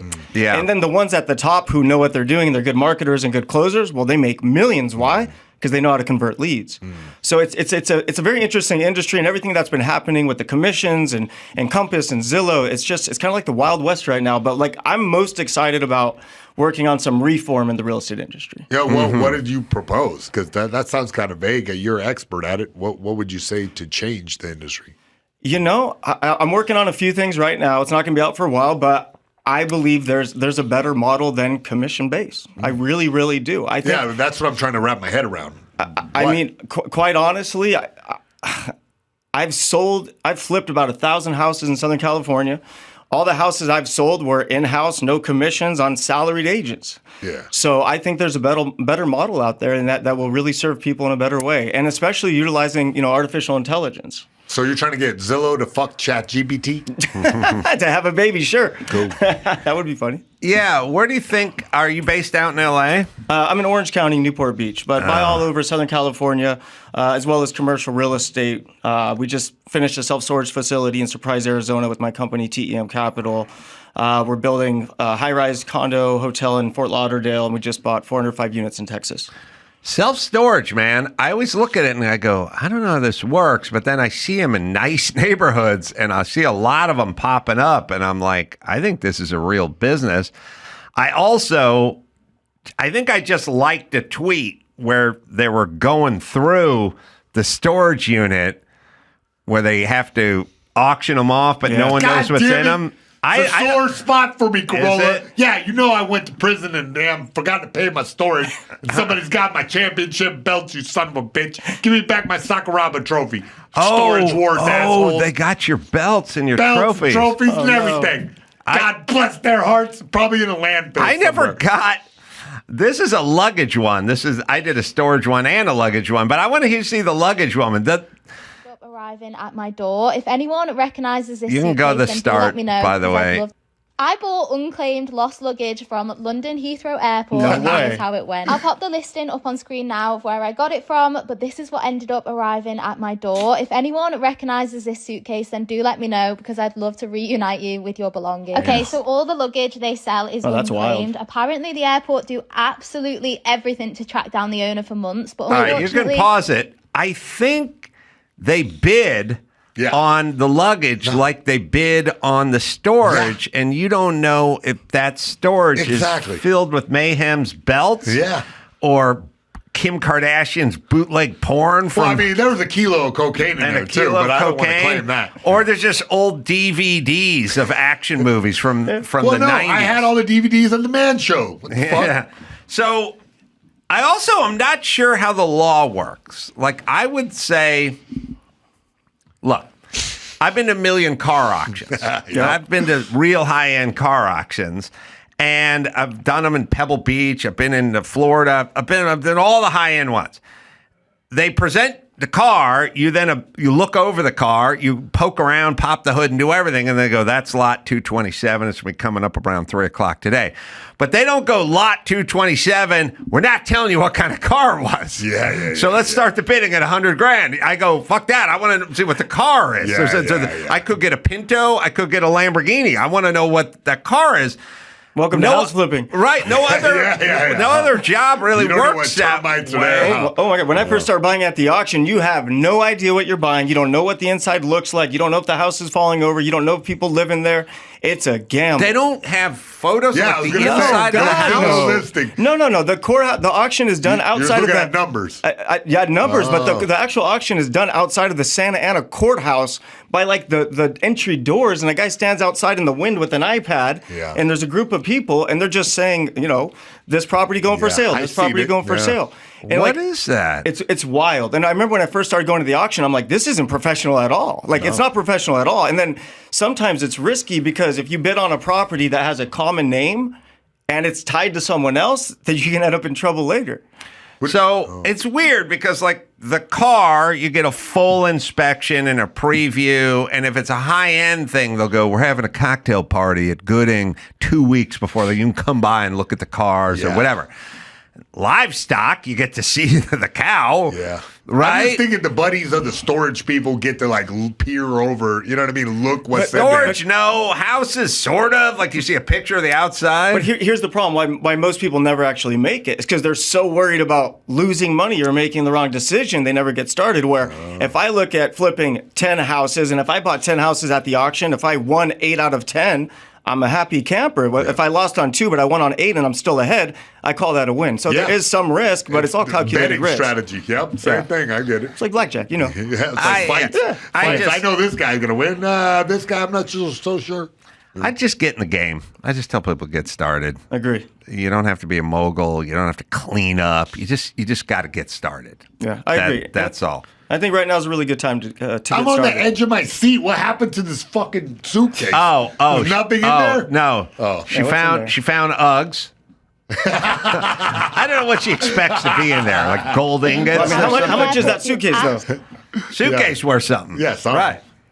Go ahead. Absolutely everything to track down the owner for months, but unfortunately, sometimes their only option is to either burn it, which isn't great for the environment, or remove any personal info and sell it. This is actually my 3rd time ordering one of these, and let me tell you, it's definitely a risk, but honestly, it's so much fun. Once I'd taken off the black wrapping, this is the suitcase that was underneath. It was this pink one, which was I don't want to spoil it, but a small huge, Asian and it boy had this springs heavy out. stuff on the side, and let me tell you, it was definitely heavy. I could barely Emaciated. remove it. Anyway, now it's time for the moment of truth and to whack open the case to see what's inside.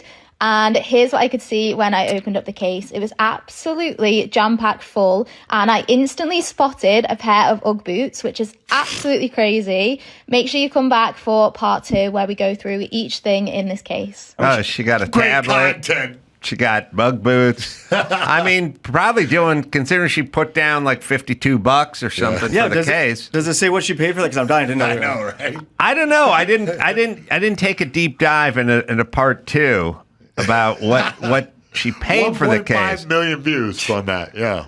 She made more money on the video than the case. Yeah. So again, a car you can fully inspect, a house you can see a picture of, and a storage space you can't look at all. $129.99. UK, so it's like $150. Yeah.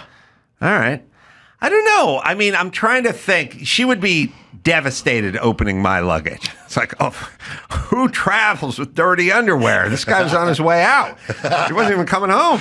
Like, they would just find socks and underwear and T-shirts people gave me, right? I think that would be about it. Yeah, same here. But I guess you could women can find shoes, I guess, that are expensive. Maybe handbags. Yeah, hell yeah. They'll find anything. Yeah, but I'm trying to think of what is in a suitcase. Like the storage container, that's a wealth of opportunity and possibility. Yeah. The suitcase is limited a little bit. I think I would take chick suitcase over dude suitcase. Yeah, 100%. Hell yeah, I ain't got shit in Purses, mine. maybe a good purse. Yeah, exactly right. Yeah. I hear there's a new curling iron that's like $500. $500. Oh, really? I've yeah. seen it with my own eyes. It's a thing to behold. It's 500. Still doesn't have a light on it, so the bitch knows it's on. But it's $500. Yeah, when it's on sale. No one has ever been invented that has a light. Every time I go into a bathroom, I just unplug it. I'm like, I'm not touching it. I don't know. I'm not taking any chances. That's so funny. Yeah. So all right. So go with the chick one, and then you kind of wonder. But also, is she the chick version of the dude on the sand with the metal detector? Like we call that guy a loser. 100%. Why isn't she a loser? Oh, she got 4.5 million views. That's why. Exactly. The TikTok shop is live. All right. Well, there is a storage one somewhere, and the guy just keeps pulling out DVDs from like the 90s, and it's tough. Also, I think it's one of those things when you open that storage locker, you just need the contents of the first box to kind of know where you're at, right? Where like you're you headed. see like windbreakers from Santa Anita and DVDs of shitty movies, and you're like, oh, fuck. Like, how big's the safe? How deep There's do a we safe need to in go there? into this thing? Yeah, I'm not Yeah. going to find any vintage pistols from World War II or anything. I have inside houses, though, actually, believe it or not. Sick. I believe Really? it. Oh, we found gold What'd you and find? oh man, gold, jewelry, pistols. We're talking doubloons or ingots? I have no idea Oh, because the contractor stole them, but I heard through the grapevine they found them through my property. Shit. Like hidden, buried stuff? We found $5,000 cash. Really? Yeah, we ended up giving it back to the owners because we felt bad, but we found it and they had taped it underneath their cabinet. Yeah, I've found like there's Classic. weird stuff. You tear apart enough houses, you'll find weird little time capsules. Like you found like a whiskey bottle with the newspaper from that date, there, like presented like, hey, 100 years from now, when my Irish ass is dead and you dig through this place, you're going to find this newspaper with the year on it. Or maybe the guy just got drunk reading the newspaper. Yeah. But like you will find little people carve shit into stuff and write little keepsakes and stuff I like found that. a Mountain Dew can unopened, original Mountain Dew. Yeah. Unopened Mountain Dew. Man, it was disgusting. You drank it? Yeah. Yeah, so you would find that when you're tearing everything apart, right? Oh yeah, I found the weirdest stuff. I found that one time I opened a closet and like 15 fake legs came flying out, hit me in the face. Really? Yeah, it was pretty funny. Are you going to have to, now you got crews, right? They got to come in and everyone's got to be fast and efficient and tear all the drywall out and everything. There's mildew or whatever and we got to tear all that stuff out. But now everyone's going to be rebuilding like never before in Altadena, Malibu, Palisades. Guys should do drywall. Guys should do framing. I mean, it's already tough enough. Like, are there going to be people just relocating here? There's going to be a ton of people relocating here, and then there's going to be a ton of owners hiring a ton of people that end up getting screwed because the people are going to be inexperienced and they're coming here for the opportunity without the knowledge. Oh, you think that's going to happen? 100%. I mean, I live construction, and it is such an industry where you need to know what's going on, you know? And you mean you need to technically know what's going on? Not technically, you need to verify the people touching your property, meaning you need to make sure their work's quality. You have to know someone that's worked with them. They have to have been around for a while. You want to see a portfolio, because if things go sideways on a real estate project, it can get very, very, very costly fast. And a lot of people end up losing 100, 200,000 trying to save 5 or 10. People don't really understand that there's not a lot of guys who got into the business for the pride and majesty of carpentry or drywall or concrete forming. It's like a default fallback kind of. They weren't good in school. Their parents didn't have any money. Nobody saved for college. They got no vocational training, and now they end up hanging sheetrock. Should have done groundlings. Should have done the groundlings with me. But they end up in this job. It's like a catch-all. It's one step before homelessness. We're talking it catches everyone. Carpenter or what? I'll put it to you this way. I'll put it to you this way. When you leave the Home Depot and you see all the illegals standing in the parking lot, that is the default job. If you're here and you're not documented and you don't really have any skills, you end up doing labor, you know, and at some point you work your way up. But it is a very flaky group. Like, it's the only group you get. Okay, there's two types of groups. You can pay them in beer. You get a call that night. There's the call the night before, I'm not coming in tomorrow. Yeah. That's not them. Then there's the call after the time they were supposed to come in. That's not them.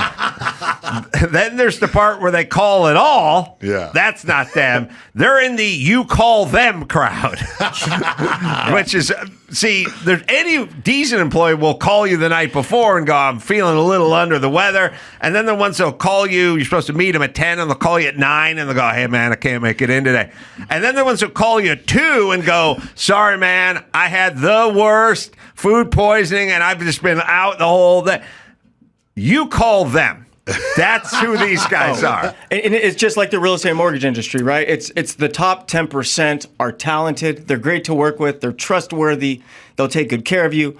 It's the rest that you have to be careful for. So like being in this business so long, I see the everyday homeowner, buyer and seller going against licensed contractors and professional licensed agents or loan officers, and they're getting their butts kicked because they don't know how to negotiate. They don't have the experience. The top 10% are busy as hell all the time. So when you find somebody who can be there, start tomorrow. You know what I mean? Yeah. Look out for start tomorrow. All right, let me give you a plug. Flipping 101 with Tarek. Am I saying that right? Yes, sir. Yeah. El Musa. And you can see that Thursday nights at 9 o'clock. It's Eastern and Pacific at 9, right? Is that true? That's what I got. On HG. Yeah. On HGT. One better, they've put a jacuzzi in a Zamboni. Yeah. Stop the Zamboni jacuzzi. Oh, no. Do you know my number one invention that I think would conquer the world? What's that? The fondoozy. Oh, a jacuzzi filled with melted cheese. Yeah, that'd be the hit of every party. When I track out the fondoozy. And do you sit in it while you use it? Yeah, just you hold chips. You get like a pillowcase where you get a raft filled with chips. Okay. That's great. Fart takes 10 minutes to come to the surface. You know? And only when it bubbles do you know it's time to get out. No, it's time to get out. Absolutely. The raft of taco chips would float by you. Just grab a little in there. Yeah, little dick flavored chips. Little jalapeno dingies. Absolutely. Just sort of being pulled by the big raft. That's right. They made a jacuzzi Zamboni. I love it. Now it's the dream job, Adam. Now you're back to your. If you had the wand now, you would take it. I'm back to the dream. All right, let's take a break, and then we're going to do some news as well. All right, Mayhem, you got some news stories pulled there? Got some news. First up in celebrity news, Kristen Calaveras Cavallari. Kristen Cavallari. I think it's calamari. Yeah, actually, that felt like it is. I think the Yellowstone star Kevin Costner and admits he's her forever crush. He is her forever. She loves. He would be Costner. so lucky.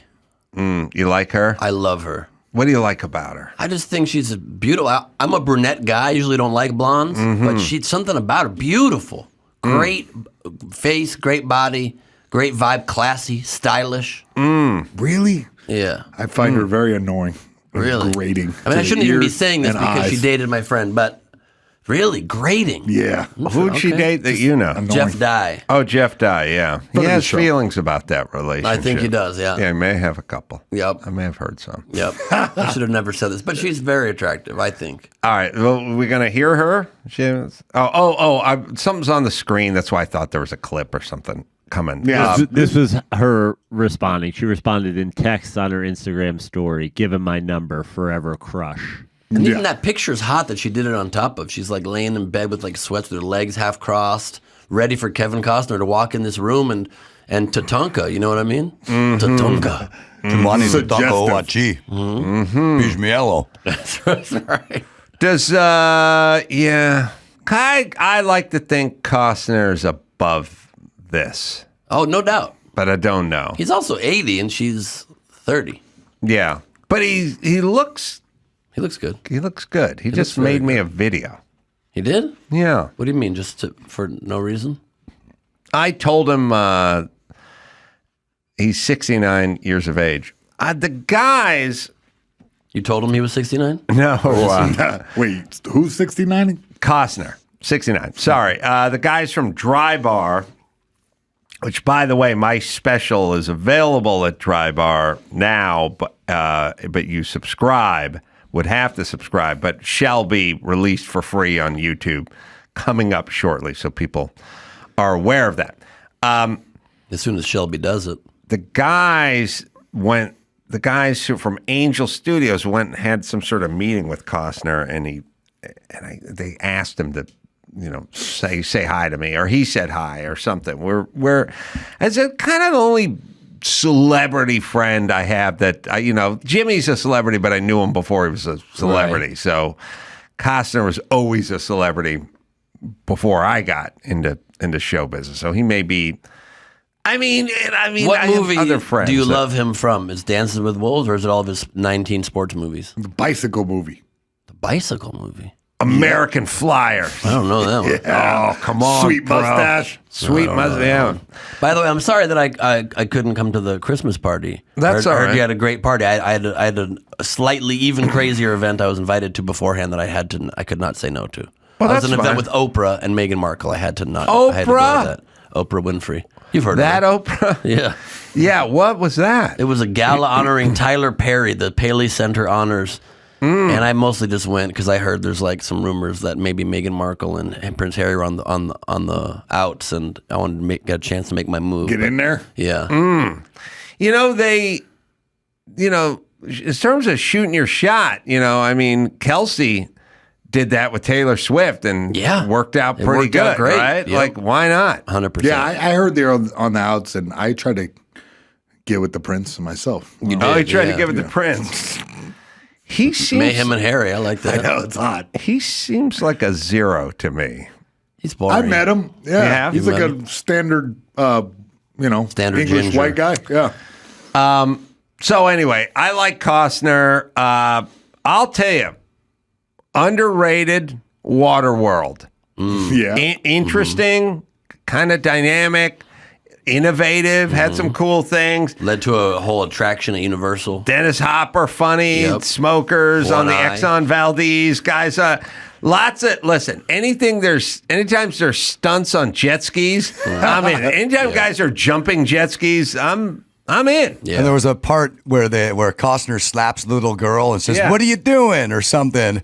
And I think it's Jack Black flying the plane, and he sees him slap her, and he goes, "Nice touch." Wow. Jack Black? It's a Jack Black looking guy. It was a crazy guy flying that whatever. The kite or whatever it is. Yeah, I'm going to take a deep dive, pardon the pun, and go for Waterworld. Okay. It's a good one. It's a good one. I would probably choose Bull Durham or For Love of the Game. Yeah, that's... Or Field of Dreams. I mean, all of his baseball ones were the best, I don't think. like movies where guys honor their dads. Interesting. It makes me angry. Interesting. Is that all three of them? No, that's just Field of Dreams. Field of Dreams. You don't like Field of Dreams? I don't like movies where the dads are honored. You don't like a game of catch with your dad at the end? It makes me angry. Okay, all right. My dad and I never had that moment. I understand that, okay. Now, I also... with the Field of Dreams, it's possible now, but okay. You make your choices. My dad wasn't possible when he was alive. Yeah, but the things are different. You get a lot of wisdom and get a lot chiller when you're dead. Yeah.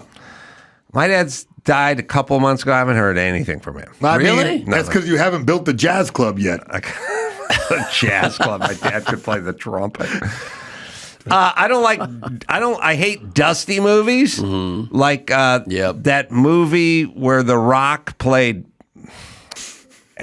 whatever the black superhero was. Black Adam from Egypt or whatever. Oh. One big pile of dust. And it was all shit falling down and poof, everything was fucking dust. I wanted to take a fucking shower halfway into that movie. I worked earthquake rehab. Did I mention that? Dust. It's fucking dust. Roto hammers into masonry. Dust. Dust. You know what you'd have to do? Leaf blower. You would need a leaf blower. Yeah, 2 of them. You want to know worse than a leaf blower? When you would roto hammer, which is concrete drill, into the foundation before you would fill the hole with epoxy and then put all thread in so you could bolt down the foundation. You got to strengthen that cripple wall. You had to fucking blow it out with air.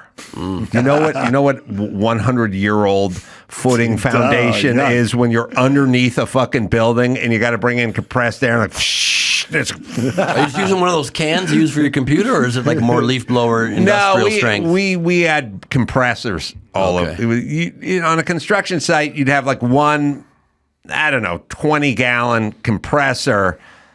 And then 5 hoses all going off, and you'd be using nail guns and blowing out shit and stuff like that. But the earthquake rehab's the fucking worst. But dust.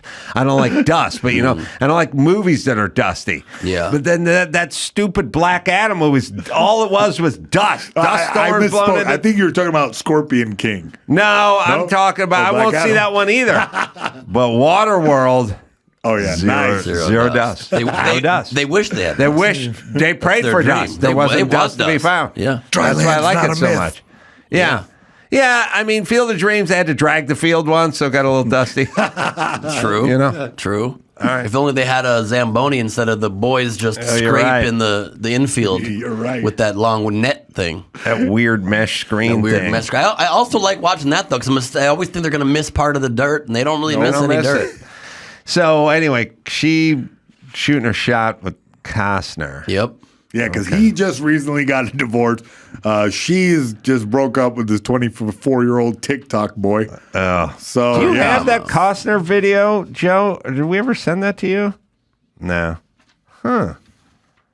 Tell Mike. What did Costner say to you?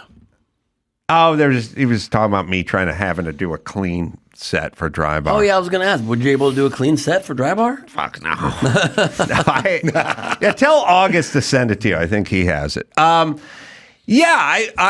said it once. I'll say it again. I looked at it as a challenge. I disagree when any professional comedian goes, I could never do it. You could do it. You're going to have to get into your material. But I am telling you, people, do not dismiss it by saying it's the verbiage, it's the shits and the fucks. It's not that. It's the themes. It's the stuff you're talking about that's no fly, where you don't get to do that idea. You can take any joke and clean it up, for sure, but you can't take an idea for a joke and clean it up. That they wouldn't let you do? Everyone. Most of my material is fucking, I shouldn't say most, but I'd say a fair degree of material is themed badly. Yeah, I mean, what do you mean? For those of you listening to this, Adam's face just running through his material right now just looked almost traumatized by his own material. I've been traumatized. I mean, I'm trying to think how long to go into this, but there's a bit about. I found out that Gavin Newsom wanted his own alert for when black kids were missing because we have the Ebony Alert. He wanted to institute the Ebony Alert. We have the Amber Alert, but this is a true thing. He did do this. Wow. So anyway, the long and the short of the joke is the Amber Alert is basically for missing kids, but because Gavin Newsom's basically a racist, he wants the Ebony Alert for missing black kids. But I looked into it, which I did, and I was like, where are all these Amber Alerts? And you think it's a kid in a primered van going to Mexico. It's not. It's just dads who got screwed in a divorce hearing, a custody issue, wanting to spend a little more time with their kids. So it's really just dads wanting to spend more time with their kids. So as far as the Ebony Alert goes, we can rule them out.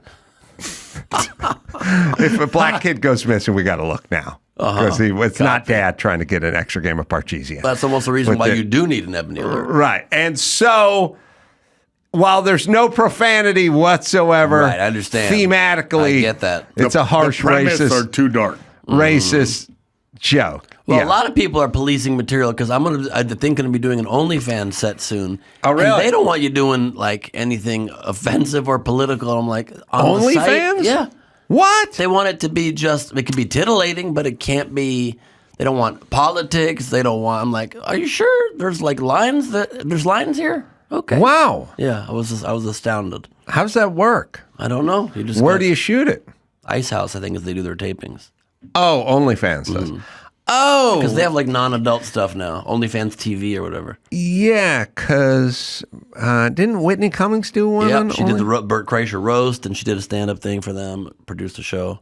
How'd that work? I don't know. I think it went well. I think it went really well. I think she's helping them establish a name in like non-adult things. Yeah, I mean, I think she should have just done the adult stuff. It would have been even easier. Yeah, Whitney, yeah, sure. Yeah. That's the way you make money. Absolutely. Interesting. All right. So, there's the OnlyFans TV. OnlyFans TV. Oh, I didn't know they've had that. I mean, I guess there's Whitney right there.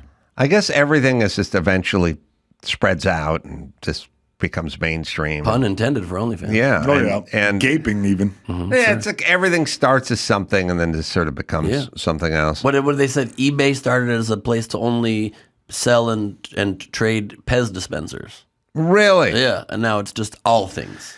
Amazon was the only place you could get a decent Zamboni back in the day, and now they sell everything. Jet skis in there. Yeah, you can just do and little Pornhub loops. was only jacuzzis. That's right. And they made still it, is largely. Yeah. The Waterworld made it easy. All the bad guys just smoked. You're right. They were called the smokers, and they just smoked. Like I mean, he was on to something early. Anyway, all right. If Mike sends that vid, I'll show it to you. But keep going. All right. Netflix is walking back its generous paternal leave policy after too many workers take a full year off. Who the fuck decided you had to wait till your kid was in high school before you came home? Like, it's a new world order. I had twins. I missed one day of work, and then I went back because I had a job and because there's Felt like nothing. the twins could take care of each other. Yeah, Two of split it them. up. First off, there's nothing going on with a newborn. They just need somebody making sure mama doesn't get drunk and roll over on them and suffocate them. Right. There's no bonding. There's no after they're born, they're cleaned up. They make everything. We have replaced in a world where we basically got rid of religion. We replaced it with a bunch of superficial pussy shit that makes nothing. You know, like you have to bond with your kid. You have to. They don't even know They don't know the fuck you are until they're like 4.5. There's no anything. There's no reason. I didn't even raise my kids after they were born. We had a fucking nanny and a night nurse. Some person that shouldn't have been in this country raised these fucking kids. And I mean, that's probably better for the kids. Better for the kids. For sure. I just paid. I just threw money at the problem. Yeah. I didn't do, maybe 2 diapers. I fucking worked. I made a bunch of money. And I'm not fucking, and also, I got a morning radio job. I got to get up at 4:45 or whatever every morning. No, I'm not going in the room with the monitor going off and doing the diaper at 2:20 in the evening. I don't do. Why the fuck should I do that? I bought the fucking house and everything else. Yeah. Now I'm going to take more of my money. I'll give it to the night nurse. She'll go and fucking sleep in that room with those kids and take care of them. That's it. I just got back from New York with my kids. They love me, and they called me. Well, they called me Yolanda a few times. Sure, I get that. But that was a little off-putting. And they also don't want to watch Field of Dreams with you. No, they don't want to watch American Flyers. It's fine. They're fine. They're 18. We have a good time. Sure. They don't remember from when they were zygotes and I wasn't there. Well, of course they don't remember. This is their first memories with you. Yes. How do you do? Yolanda, is it? We're told you are mom or dad. No, my son, my name is Bob Jacuzzi. Good to meet you. How about I freshen up that highball? All right. It's bullshit, and you certainly don't need to the dads don't need to fucking stay home for 2 months. The moms, if they're taking care of the kid, fucking stay home. And then get the fuck back to work. Pete Buttigieg staying home for like 3 months. He's appointed Secretary of Transportation. 10 minutes later, he's like, I gotta go back to the condo and hang out with my fucking boyfriend who didn't even shit out this fucking kid. We paid a surrogate and I won't be working for 3 months. What the fuck is that? Yeah. Get the fuck back to work. Husband, I think, but it does bring up an existential question. If it's two fathers, should both get paternal leave? At the most, one. They're both. You can't get double paternal leave. Which one's dad? Right. Which one's the bitch? You get one dad. If there's not a mom there, I'm sorry. Yeah. Well, there's got to be some lines in society. Yeah, this whole story, Netflix, had a loose guidelines, and they say parents generally take 4 to 8 months off for paternal leave. But what happened was it was very vague in the wording of the policy, so everybody just took a year off.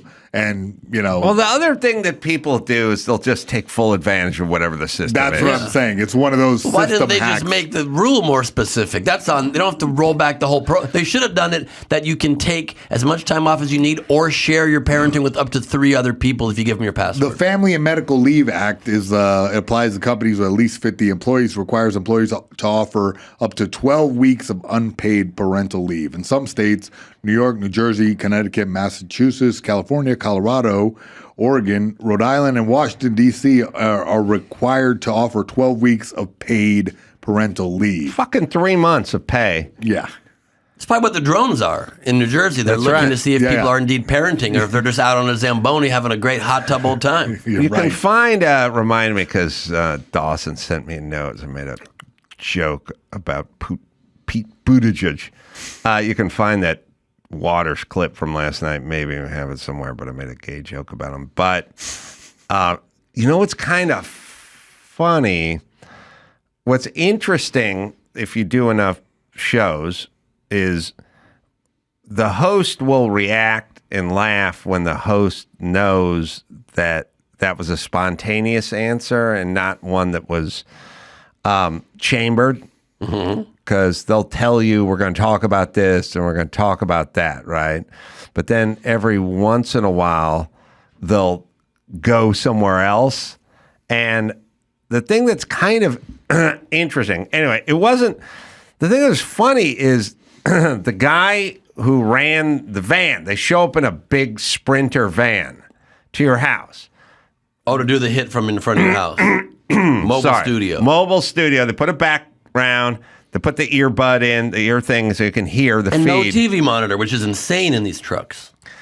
How do they not have a TV monitor? You can have it on your phone logged onto Zoom. It's like I'd much rather do it from my home from Zoom. This is interesting. I'm glad you brought this up, Ben. This guy, it's funny. This guy pulls up, and I'm just cutting it close. I got home at 10 to 5, and my hit was at 5:20. So I'm cutting it close. And this guy, as I'm pulling in my driveway, I go, I'm just going to go up. You don't have to change just to put a shirt on, a decent shirt on. He goes, that could be him. The guy goes, all right, see you at 2:20. And I go, no, not 2:20. He goes, oh, yeah, 4:20. And I go, no, it's 4:50 right now. And he goes, oh, yeah, 5:50. 5:20. I go, okay, that took a minute. Then I came back down. I was sitting in the seat, and I realized he did something the second time that he didn't. The monitor needs to be, there is a monitor, but it needs the feed of the show. So you can see the guy talking and not talking.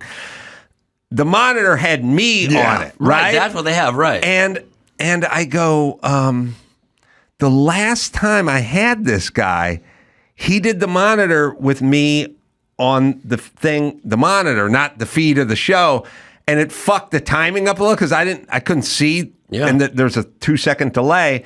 And this time, it was like 4 minutes before the show was before my hit, and I'm sitting there looking at myself, and I go, New York, can we change the feed to the feed of the show, not me? And then all of a sudden, it changed like that. He did it from the front. This fucking guy was going to do that fuck up again. It's also weird about people. Like, what job do you have? And then why would you do this? People put in zero effort onto almost any job. I agree. So when the thing was over, he goes, that Pete Buttigieg joke, that was a good one. You must have been sitting on that one for a while. And I said, no. There was no discussion. And I said, the reason Jesse laughed real hard is because we didn't have the discussion. And it was a decent joke. I mean, one time, God, I remember one time I did O'Reilly a million years ago, and he goes, "Hey, Carolla, how's it over there in L.A. with?"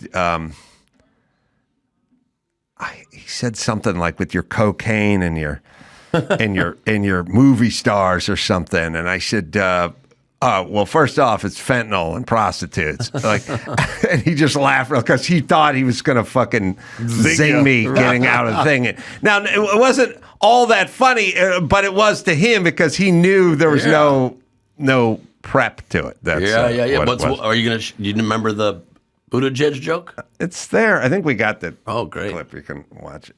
You can see, I don't know what we're going to be talking about. We're going through the episode. Give us a moment.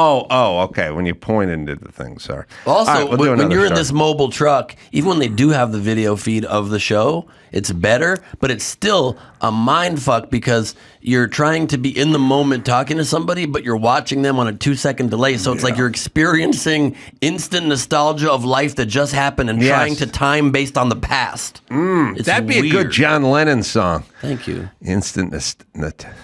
Well, I think that line I might have a little bit been inspired there by Dimitri Martin's old joke. He goes, "I love smartphones because you get to experience nostalgia right away." I like that, Dimitri. It's funny. Yeah, he's funny. He's a good What writer. are we doing with Oprah and Tyler Perry? I was just invited to the $2,500 seats. My buddy just had 4 seats and invited me to this gala.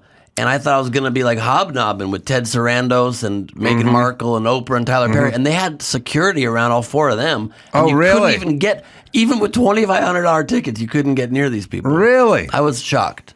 I did talk to Kerry Washington for a minute. She had no security. But everybody else, I just couldn't. And I wasn't even trying to talk to Meghan Markle. I just wanted to go up to Ted Sarandos and say, my next special, I'm going to be pitching it to you guys soon. Please keep an eye out for it. And I couldn't. I was in an argument with the lady, the security lady. I walked up there. She's like, "Please," they said nobody goes around here. And I just smiled at her. And a friend of mine got a photo of me smiling at the security lady with Meghan Markle in the background. And I posted it and just put my caption over the lady's badge so you couldn't quite tell she was a security lady. It just looked like I was hobnobbing very close to Meghan Markle. In fact, I was almost being arrested. Wow. But I really hid that for social media and then admitted it now. They don't cordon it off or anything. They just have security guys kind of hanging around. Like boxing you out? Yeah. And they probably wouldn't have maybe even had them everywhere. Like they were at their table. They were fine. There was no security there probably, but they just stayed in this one area by the front of the red carpet where there was security, and they just talked there the whole time. But my table was in direct eye line of Meghan Markle, and there was one moment where I looked over, like 2 tables back, and she looked at me and kind of went one of these. She was like a little bit of a shy look away. Come hither? Yeah, a little bit of a come hither, or it could have been like, who is that? Why is he looking at me? Tell him to stop looking at me. Yeah, one of maybe those it's two that. for sure. I sometimes will get the go hither. You know what I mean? Like, go over there and fucking hither. Yeah, go away, hither, Leave your please. fucking hither puss and walk it outside of this building, please. Yep. Yeah, stop hithering around here. But instead, I just didn't talk to any of them. And then the girl that was assigned to be my date by my friend that invited us stole my vape at the end of the night and then walked away with my vape. So it was a disappointing night compared to what it could have been. I think we have the clip here. Thank God. As far as I can tell. I don't think they're going to have any success with the old playbook. I think they're going to have to find some Fetterman-style guy, some guy or some girl that it's at least authentic. Like, you may agree, you may disagree, but that's exactly who they are. You're probably right. That rules out Mayor Pete Buttigieg, who I don't know if I was on a flight and he started handing me bags of planners. I don't know if I'm down with that.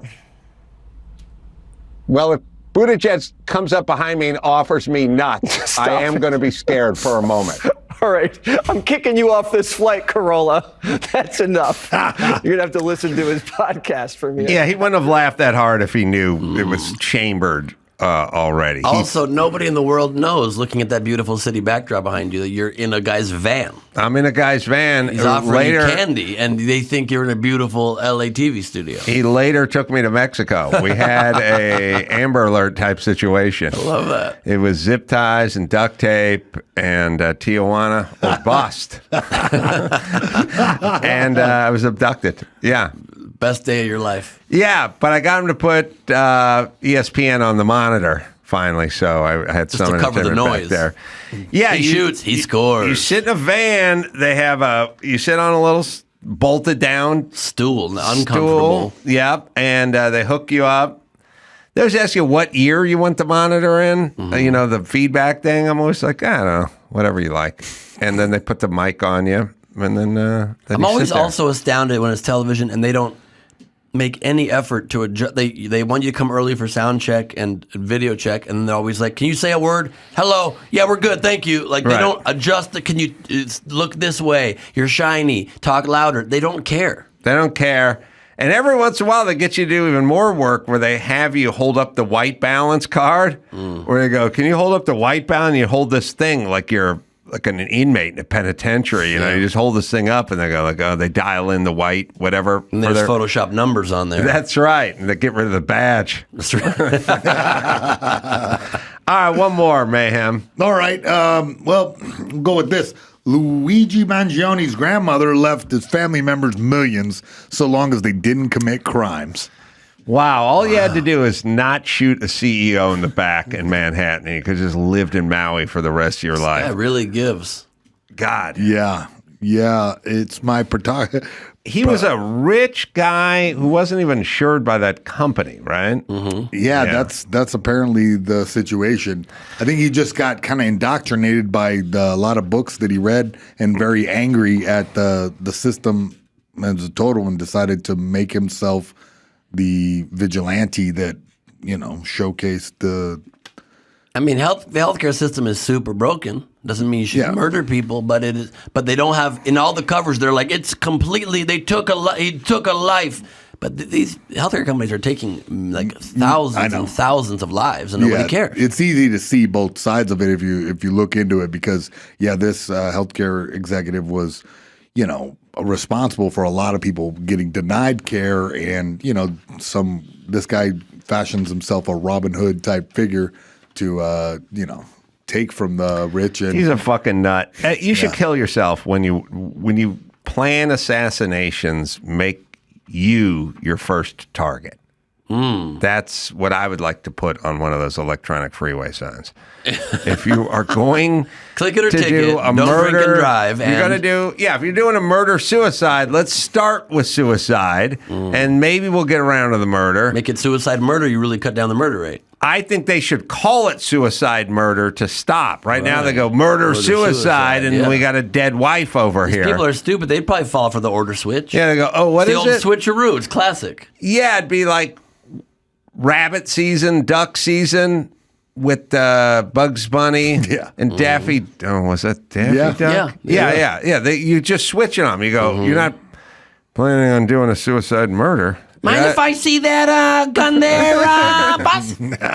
Yeah. What'd you say? It's murder. No, it's suicide murder. Oh. Yeah. Oh, okay. That's a good idea. So I'll kill myself. Then I'm going to kill my wife when she gets back from work. Yeah.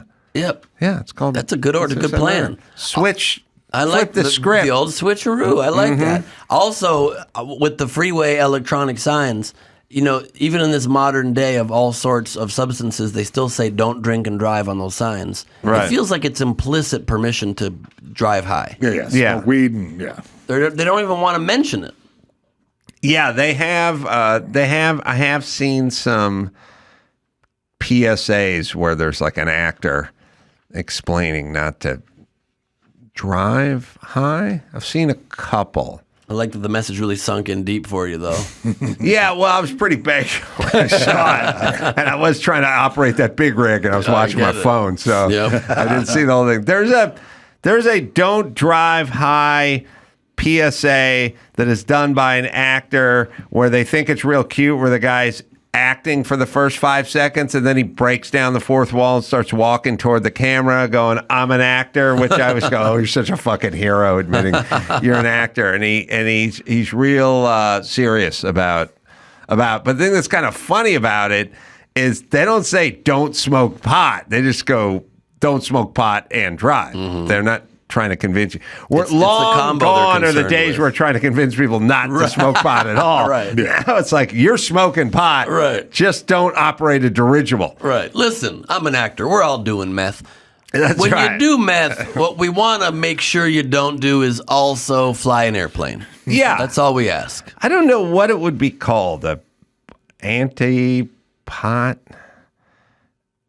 What would be called? This PSA I've seen it on TV quite a few times. That guy who's an actor telling you not to I remember smoke it, pot yeah. and saying he's an actor. Listen, I'm an actor. A far cry from this is your brain on drugs. You know what I mean? Because now... But also that didn't work because everybody loves eggs. That's right. It's true. Everybody loves eggs. Who doesn't want to be eggs? I'd love to be eggs. Where is... People love eggs so much, the whole here it election is is. based on egg prices. I'm an actor in an ad that was given 12 seconds to remind you that if you're high, just don't drive. Because if you feel different, you drive different. It's illegal to drive high everywhere anyway. This commercial got an Emmy for best... What a premise. Best dolly work. Oh, I thought it was best man bun. Best band, but that's some dolly work. They had to pull... Some guy was pulling that camera, rolling. It was beautifully shot, but the premise of this ad, they thought, we have 15 seconds. Instead of just telling people not to drive high, we're going to have an unknown actor acting as though he's standing in a party. And people are going to be much more effective ad. This guy, an out-of-work actor doesn't think I should drive high. Also, if you are high and you're watching that, then you assume later on when you turn it on Friends or any other show that Jennifer Aniston's going to break down the fourth wall and start talking to you. It's an unfair through expectation. a totally unrealistic and unfair expectation of a fourth wall broken down. Right. Let's watch it one more time. Yeah, it's fascinating. All 12 seconds. I also like the guys who got the... I don't know, they had to Taft Hartley them or something, but they got the non-speaking role in this 15-second. Smoking at a party, drinking at a party. An ad that was given 12 seconds to remind you that if you're high, just don't drive. Because if you feel different, you drive different. It's illegal to drive high everywhere anyway. Oh, thanks, bud. He gives the extra reason at the end. You shouldn't do it, and also it's also illegal. illegal. But also, as far as an actor, he has just 15 seconds of acting in this commercial, because I hate to break this to you, but even after he breaks down the fourth wall, he's still acting. He's still an actor in this commercial. Wait, I didn't get that. He doesn't become a real... What do you think about the choices? And he doesn't look at his watch. No. He has one physical thing to do in the commercial, and he goes, I'm given 12 seconds, and never breaks eye contact with the camera. He fakes the watch look. This guy has no future Wait, as an and all actor. of this was inside the Sprinter van? That's correct, yep. What do you think of the choices from a directorial standpoint of the extras looking at him when he walked away? No, they didn't break character. They were all still in the party. They were looking. They were looking. No, they were at looking them. at him like, why is he breaking character? Why is he walking into the entry hall and talking to someone who's not here? They're high. They're really high. They didn't. They broke. They stopped I want acting. to see it again. Yeah, I do. I want to run it back. I like Watch that track watch the too. watch too. Make sure you look 12 at. seconds. Oh, to he kind remind of you that if glanced, you're but doesn't high, really See process the guy with it. the beer? Because if you Now feel they're all different, looking. You drive different. It's illegal to drive high everywhere anyway. Can we get back to the scene? They stopped acting, Mayhem, Yeah, you're and right. we're looking at him. That's a choice. I would have kept them in that party. Yeah, me too. Yeah, Me too. Yeah. And then I'm with you. And then had like a date rape situation Yeah, go on yeah. the sofa. You want a double ad, a double PSA. double PSA. Yeah, a double where someone And penetration. drinks too also, much, back in they the party blacked out. back there, there's people that aren't Being able to raped. consent fully. There's also a grip that has to get cued to like walk and we see their back. They must have cued that guy. And right? also support the unions. They could have thrown a couple more causes into this ad. Yeah. Support your IATSE? striking IATSE members. Yeah, exactly. All right, let's take a break. Plus, the Apple Watch is now available on sale. Tells you how many seconds you got. We've got 12 to tell people not to drive drunk. We'll come back and we'll do a little more right after this. Enjoyable. Okay. And you seemed against it, Mayhem. You know what? I'm totally against it, but okay. I'm willing to try. I appreciate your open-mindedness. On my hot dog, there's just two different versions you got to go. Mm-hmm. You either go the traditional, I like mustard, ketchup, relish, and onions. You need the onions to onions. Get rid of Gotta the have relish is too strong otherwise. Gotta have the onions. Or I just go mustard and sauerkraut. Oh, those are all good. It's a whole I'd probably nother style. back the ketchup out. But I'm not a big I don't have a big problem with ketchup if we have if we go everything. If we just go works, full works, that's fine. Yeah. I don't mind maybe a jalapeno on the sauerkraut one too. Mm-hmm. Couple All right. jalapenos. All right. So I don't know if you guys caught it, but the Duke Lacrosse accuser girl, you have it in your I have it. story Yeah, there? It was proven untrue in the end of the thing, right? It was. They knew it was untrue at the time. That guy Mike Nifung, the DA, ended up Yeah, the getting DA suspended. was trying to, get reelected, I guess. So, and that's how this all happened. Crystal Magnum, a former exotic dancer, was hired to perform at the party hosted by Duke Lacrosse players and accused 3 of them of rape nearly 20 years ago. Now, you got to understand, the DA knows these guys aren't guilty and are going to completely destroy their 19-year-old lives and put them in prison for decades because he's trying to get reelected, which is scary that these people in these kinds of numbers exist out there. Like, it's crazy how many of those people are in position of authority. But really, she's apologizing or whatever. Well, actually, 20 years? she's been, she's been found guilty. Oh, she of murdered somebody. Second-degree murder Whoa. for fatally stabbing her boyfriend in 2011. 2011. And then she admitted on a podcast last week, I guess, from jail that she was not raped. Yeah, so, but the real culprits here are all the race hustling news outlets that grabbed this story and just fucking ran with it and blew it up and turned it into another fucking race hoax. Was it a race issue? Yeah. 3 white guys, black stripper. Oh, yeah, I didn't yeah. realize. Okay. All the fucking bitches on TV that just hustled this thing into another race I story. remember, yeah. Those are the real culprits here, the race hustlers. But it's also the DA, because DAs do this. This is a thing. When they have a high-profile case, they latch onto it super hard, and even if it's a very weak case, like this one was, obviously, and try to get reelected off of this because it's going to put your name up into the spotlight. So the charges were dropped afterwards, and it did ruin these guys' life. But like, how about some fucking due process? Like, the coach got fired. Everyone had to quit. The athletic director quit. And it was right at the beginning, all the wokeism shit. The chancellor from the school had to apologize. The black community at the school was saying we don't feel safe, and all this shit. They just hustled. All they did was create more illusions of a racist society once again. And that part, there's no apology, and it'll never go away. That's just everyone being agitated, thinking that we live in a society that we don't live in, or Jussie Smollett, or whatever the fucking hustle. There's more race hoaxes now than there are actual racism events in this country. It's fucking nuts. And it's the news outlets' fault, because you're journalists and you're a news outlet. You could look into things. Yeah, because I mean, this Duke rape one the accusation was clearly false back in the day. Because I remember the news didn't look into it, but I was co-headlining a tour with Bert Kreischer back in the day, and with me and Eddie Ifton, Bert Kreischer, and Bert was so certain. I wasn't really following the case, and he was certain it was a false accusation on stage with all of our shirts off that Bert insisted on. He got a broom and had us mark out on stage the size of the bathroom and then prove that you couldn't do what was accused of it. And I mean, as a stand-up bit, questionable, but he made the point very well. But yet the news couldn't figure it out. You needed Bert Kreischer to figure it out. Right. It wasn't ha-ha funny. I mean, it was interesting, but it wasn't like it wasn't a great closer. No, but the news doesn't want to figure it out. That's the whole point. They want to fucking throw fuel on the fire. Right. And also, who am I to judge Bert Kreischer's closers? He has done pretty good in stand-up, I'd say. Oh, yeah. He can afford as many brooms as he wants now. He could 4 brooms, He could replace leaf blowers with just actual brooms, which is what they should all do. Agreed. Interesting side note on those guys. It doesn't say it in this story. And the Duke lacrosse players reached an undisclosed settlement after the charges were dropped. So the city of Durham paid these guys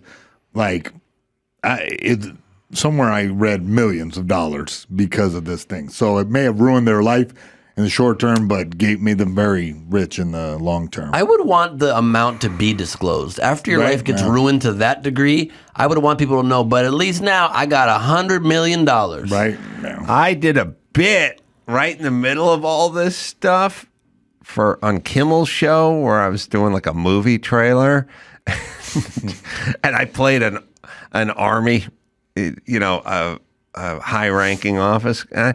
And I remember saying to Jimmy, he didn't know, I go, well, my character, I play Colonel Duke Lacrosse. And the whole audience started booing, and the audience was like, what the fuck did he just say right in the middle of this rape thing? I was like, Colonel Duke Lacrosse. That's a great name. That's a good fuck. Colonel, you wouldn't fuck with Colonel Duke Lacrosse. Like, he plays by his own rules. And the audience was like, no. Like, it was like 4 days after this thing blew up. That was when Kimmel officially stopped having co-hosts for the week. That's right. But I stand by the name as a killer name. It's a great name for a movie trailer. If you play Colonel Duke Lacrosse, you know what Colonel Duke Lacrosse had to do? He had to go into hell. He had to volunteer to go to hell. Okay, there was a mad person who was terrorizing the world. Basically the second coming of Hitler. Some monks had found a porthole to hell that opened and closed like once every 500 years or something. Colonel Duke Lacrosse volunteered to go to hell to find Hitler and have him tell me how to stop this guy. And I think it was called To Hell and Back or something. And this was a sketch on Jimmy Kimmel Live. Yeah. Interesting. And it was a weird scene because I did the whole sketch and my character was naked the entire time. And oh my God. I'd come back to the couch, the sofa, and Jimmy's like, why were you naked? I was like, well, in hell, when you go through the porthole to hell, you can't have any physical belongings and materials or anything. And he was it's like an MRI. Yeah, but he's like, but Hitler was dressed like Hitler, and I was like, oh yeah, I didn't really think about that. Well, I was the only nude guy in hell. You can get redressed once you're down there. You can go to you can go to a tailor. They have a Marshalls down there. Yeah, most tailors are gay. They're down there. They probably have a big and tall place in hell. Yeah, good one. Sure. Yeah, that's right. Absolutely. Yeah, all they have is a big and tall place. Yeah, it really sucks for the little guys. I wonder. It must be depressing giving directions in hell. Like you go, where's the big and tall place? The eternally burning lake? Yeah. It's right there. Yeah. Like if you get to the lake, you're there. You're at the big and tall place. Is Hitler in an oversized suit pointing? Yeah. Hitler, but he looks like the cute boy at the end of Big in the oversized suit when he goes back to being small. That's right. Which really is like the most adorable form of Hitler. Not that there should be an adorable form. But Adorable if you had Hitler. to choose, I'd be less afraid of like baby Hitler. Did yeah, I don't know. I don't know if that thing exists online. You know, baby Hitler, if he had 2 wishes in the Zoltar machine, what that second wish would be. Oh, So yeah. you can't give him that second wish. Yeah. What do you think's going on? You know all things Middle East. Yeah. What's going on with your brethren over there? What's happening? I mean, it's very new complications every day. Now with Syria falling, Assad's gone. Israel's taken a mountaintop that has a perch into Israel to protect itself from further terrorist attacks. Now they can get intelligence into Syria. No country should have to do that, Ben. I know. They should not have to do We should that. just make it into a free zone where you can just lob stuff over. Yes. You're right. Yeah. I take it back. Yeah, you shouldn't have to do that. I take that all back. Yeah. But What do you also, think no advancements in the hostage negotiations and in a ceasefire. It's not anywhere close to an actual ceasefire when literally Kirby at the State Department says, look, we're closer now than we have been since the first deal. Nothing is on the table, and we don't think one is about to happen, but we're close. There's the chance. Hamas now is considered thinking about maybe talking about considering a deal. So we're there. Yeah, I would assume there's nothing Kirby says and nothing that Biden says. There's nothing that comes out of the White House where I would remotely think for a second that that's what was happening. Yeah. Well, it could be drones. It could be peace. It could be a peace deal with Hamas and Israel. It could be, I would assume every single thing they're saying is a lie about everything all the time. Yeah. Which is a weird way to go through life as a citizen. I think that's true probably for a lot of the administration. I think for Biden himself, maybe it's closer to the truth because he doesn't have the ability to, I don't think at the current time, maintain multiple narratives. Yeah. I think he's just kind of saying, also, why does Biden think he's a stand-up comedian or something? He talks about very serious things and he keeps thinking we're joking. He's always like, listen, the crime rate's up. People are dying. I'm not joking around. I'm not kidding around. Hold on, I'm not done slapping my knee. Who thinks women's rights are being taken away? It's not a joke.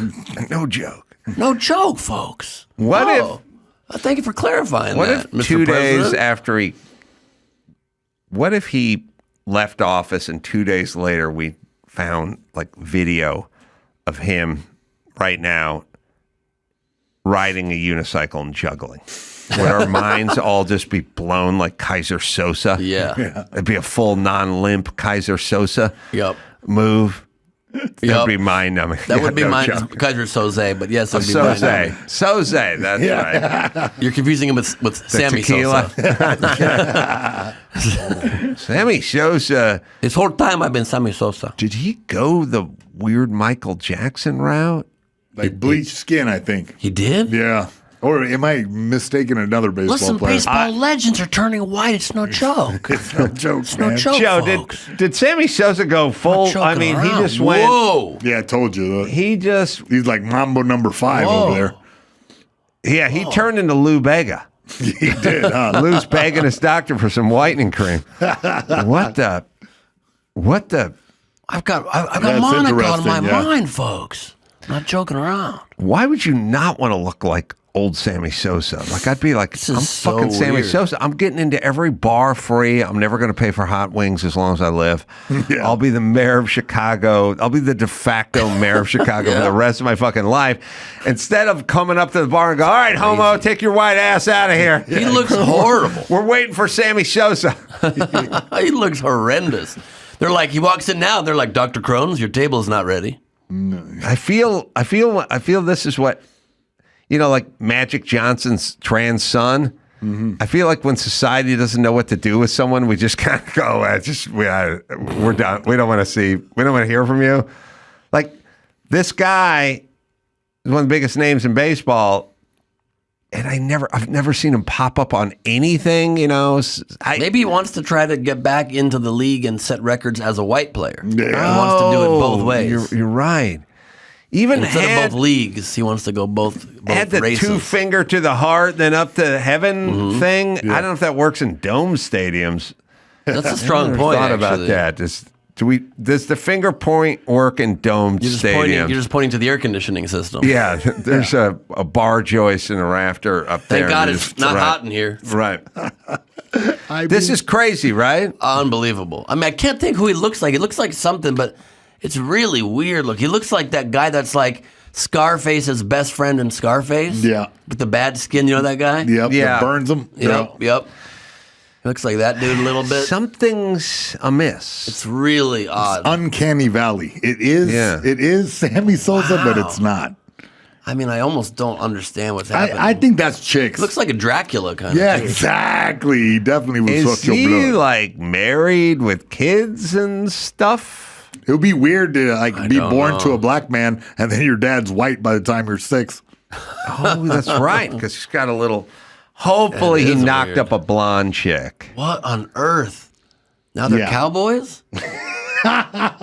They definitely. You know what is cool? He looks so unlike Sammy Sosa. Yeah, that you don't that feel he bad. could get the truth from anybody about Sammy Sosa. You know, like I can't go up Excuse to me, what do you think about Sammy Sosa? I randomly ask. fucking roided freak. Oh, I root okay. for McGuire the whole fucking time, dude. Okay, guess what? Yeah. I am Sammy Sosa. Okay, get the fuck out of here, ma'am. You don't believe? You think I'm a man? Take your white ass. Okay, let's and get on him the hell horses and get out of here. Yeah, just because you Giddy fucking up, wear a baby. cowboy Giddy hat. up, baby. That guy was juicing. He should have never got out of AAA. You hear what I'm saying? And I'm from Chicago. The only juicing I was doing was a carafa martini.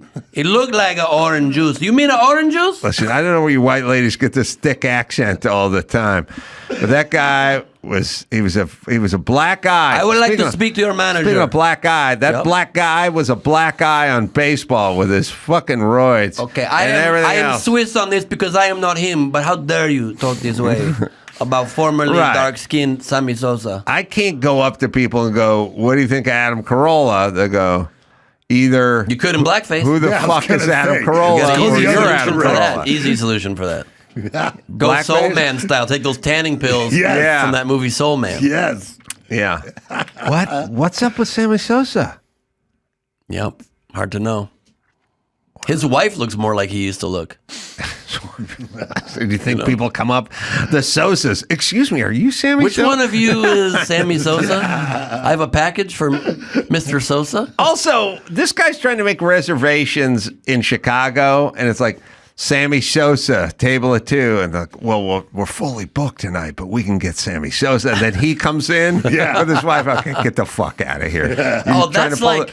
That He reminds had me to be turned away. Yeah, this reminds me of a moment in my life when I was at Mel's Diner in Hollywood, and I did not know this fact about Jose Canseco, and I see Jose Canseco come out of the restroom and walk to a table and sit down with another Jose Canseco. What? Yeah. Apparently Jose Canseco has an identical twin brother. What? And I didn't, being unaware of this Ozzy fact, and I'm Canseco. drunk at a bar, Ozzy Canseco. Oh, okay. And I lost my mind. My mind almost imploded. Do you understand 2 Jose Cansecos? What that would do to a young boy's mind? You felt like you're hit on top of the head of the baseball and then it bounced over the wall to be a home run. 100%. Yeah, that's exactly right. All right, we got Duke Lacrosse from like, I don't know, 15 years ago or something. No. I'm not going to play the whole thing, but let's see. Maybe I'll play the part where I say Duke Lacrosse.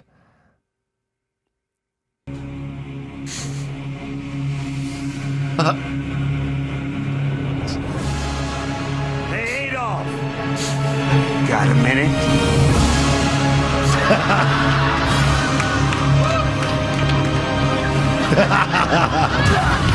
Fighting Hitler nude. I need answers! I got nothing! Nine!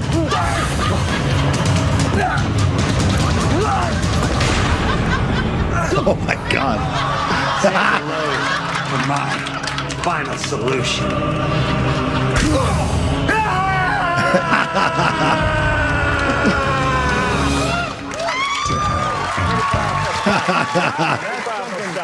Now, why? Can I ask one question? Why are you naked? Well, you can't bring any physical material objects into hell. But why does Hitler have his whole uniform on then? He was grandfathered in. Oh, he was. Yeah, he went to hell a long time ago. There were different rules. It looks like something else to see. I look forward to. When is that coming out? Well, we got more to see. What do you mean? I go back to hell. Oh, there's more another. people We have than another this. clip of hell. Yeah, look what I do to Osama. Oh my God. Oh my God, bro. It's very homoerotic. It was.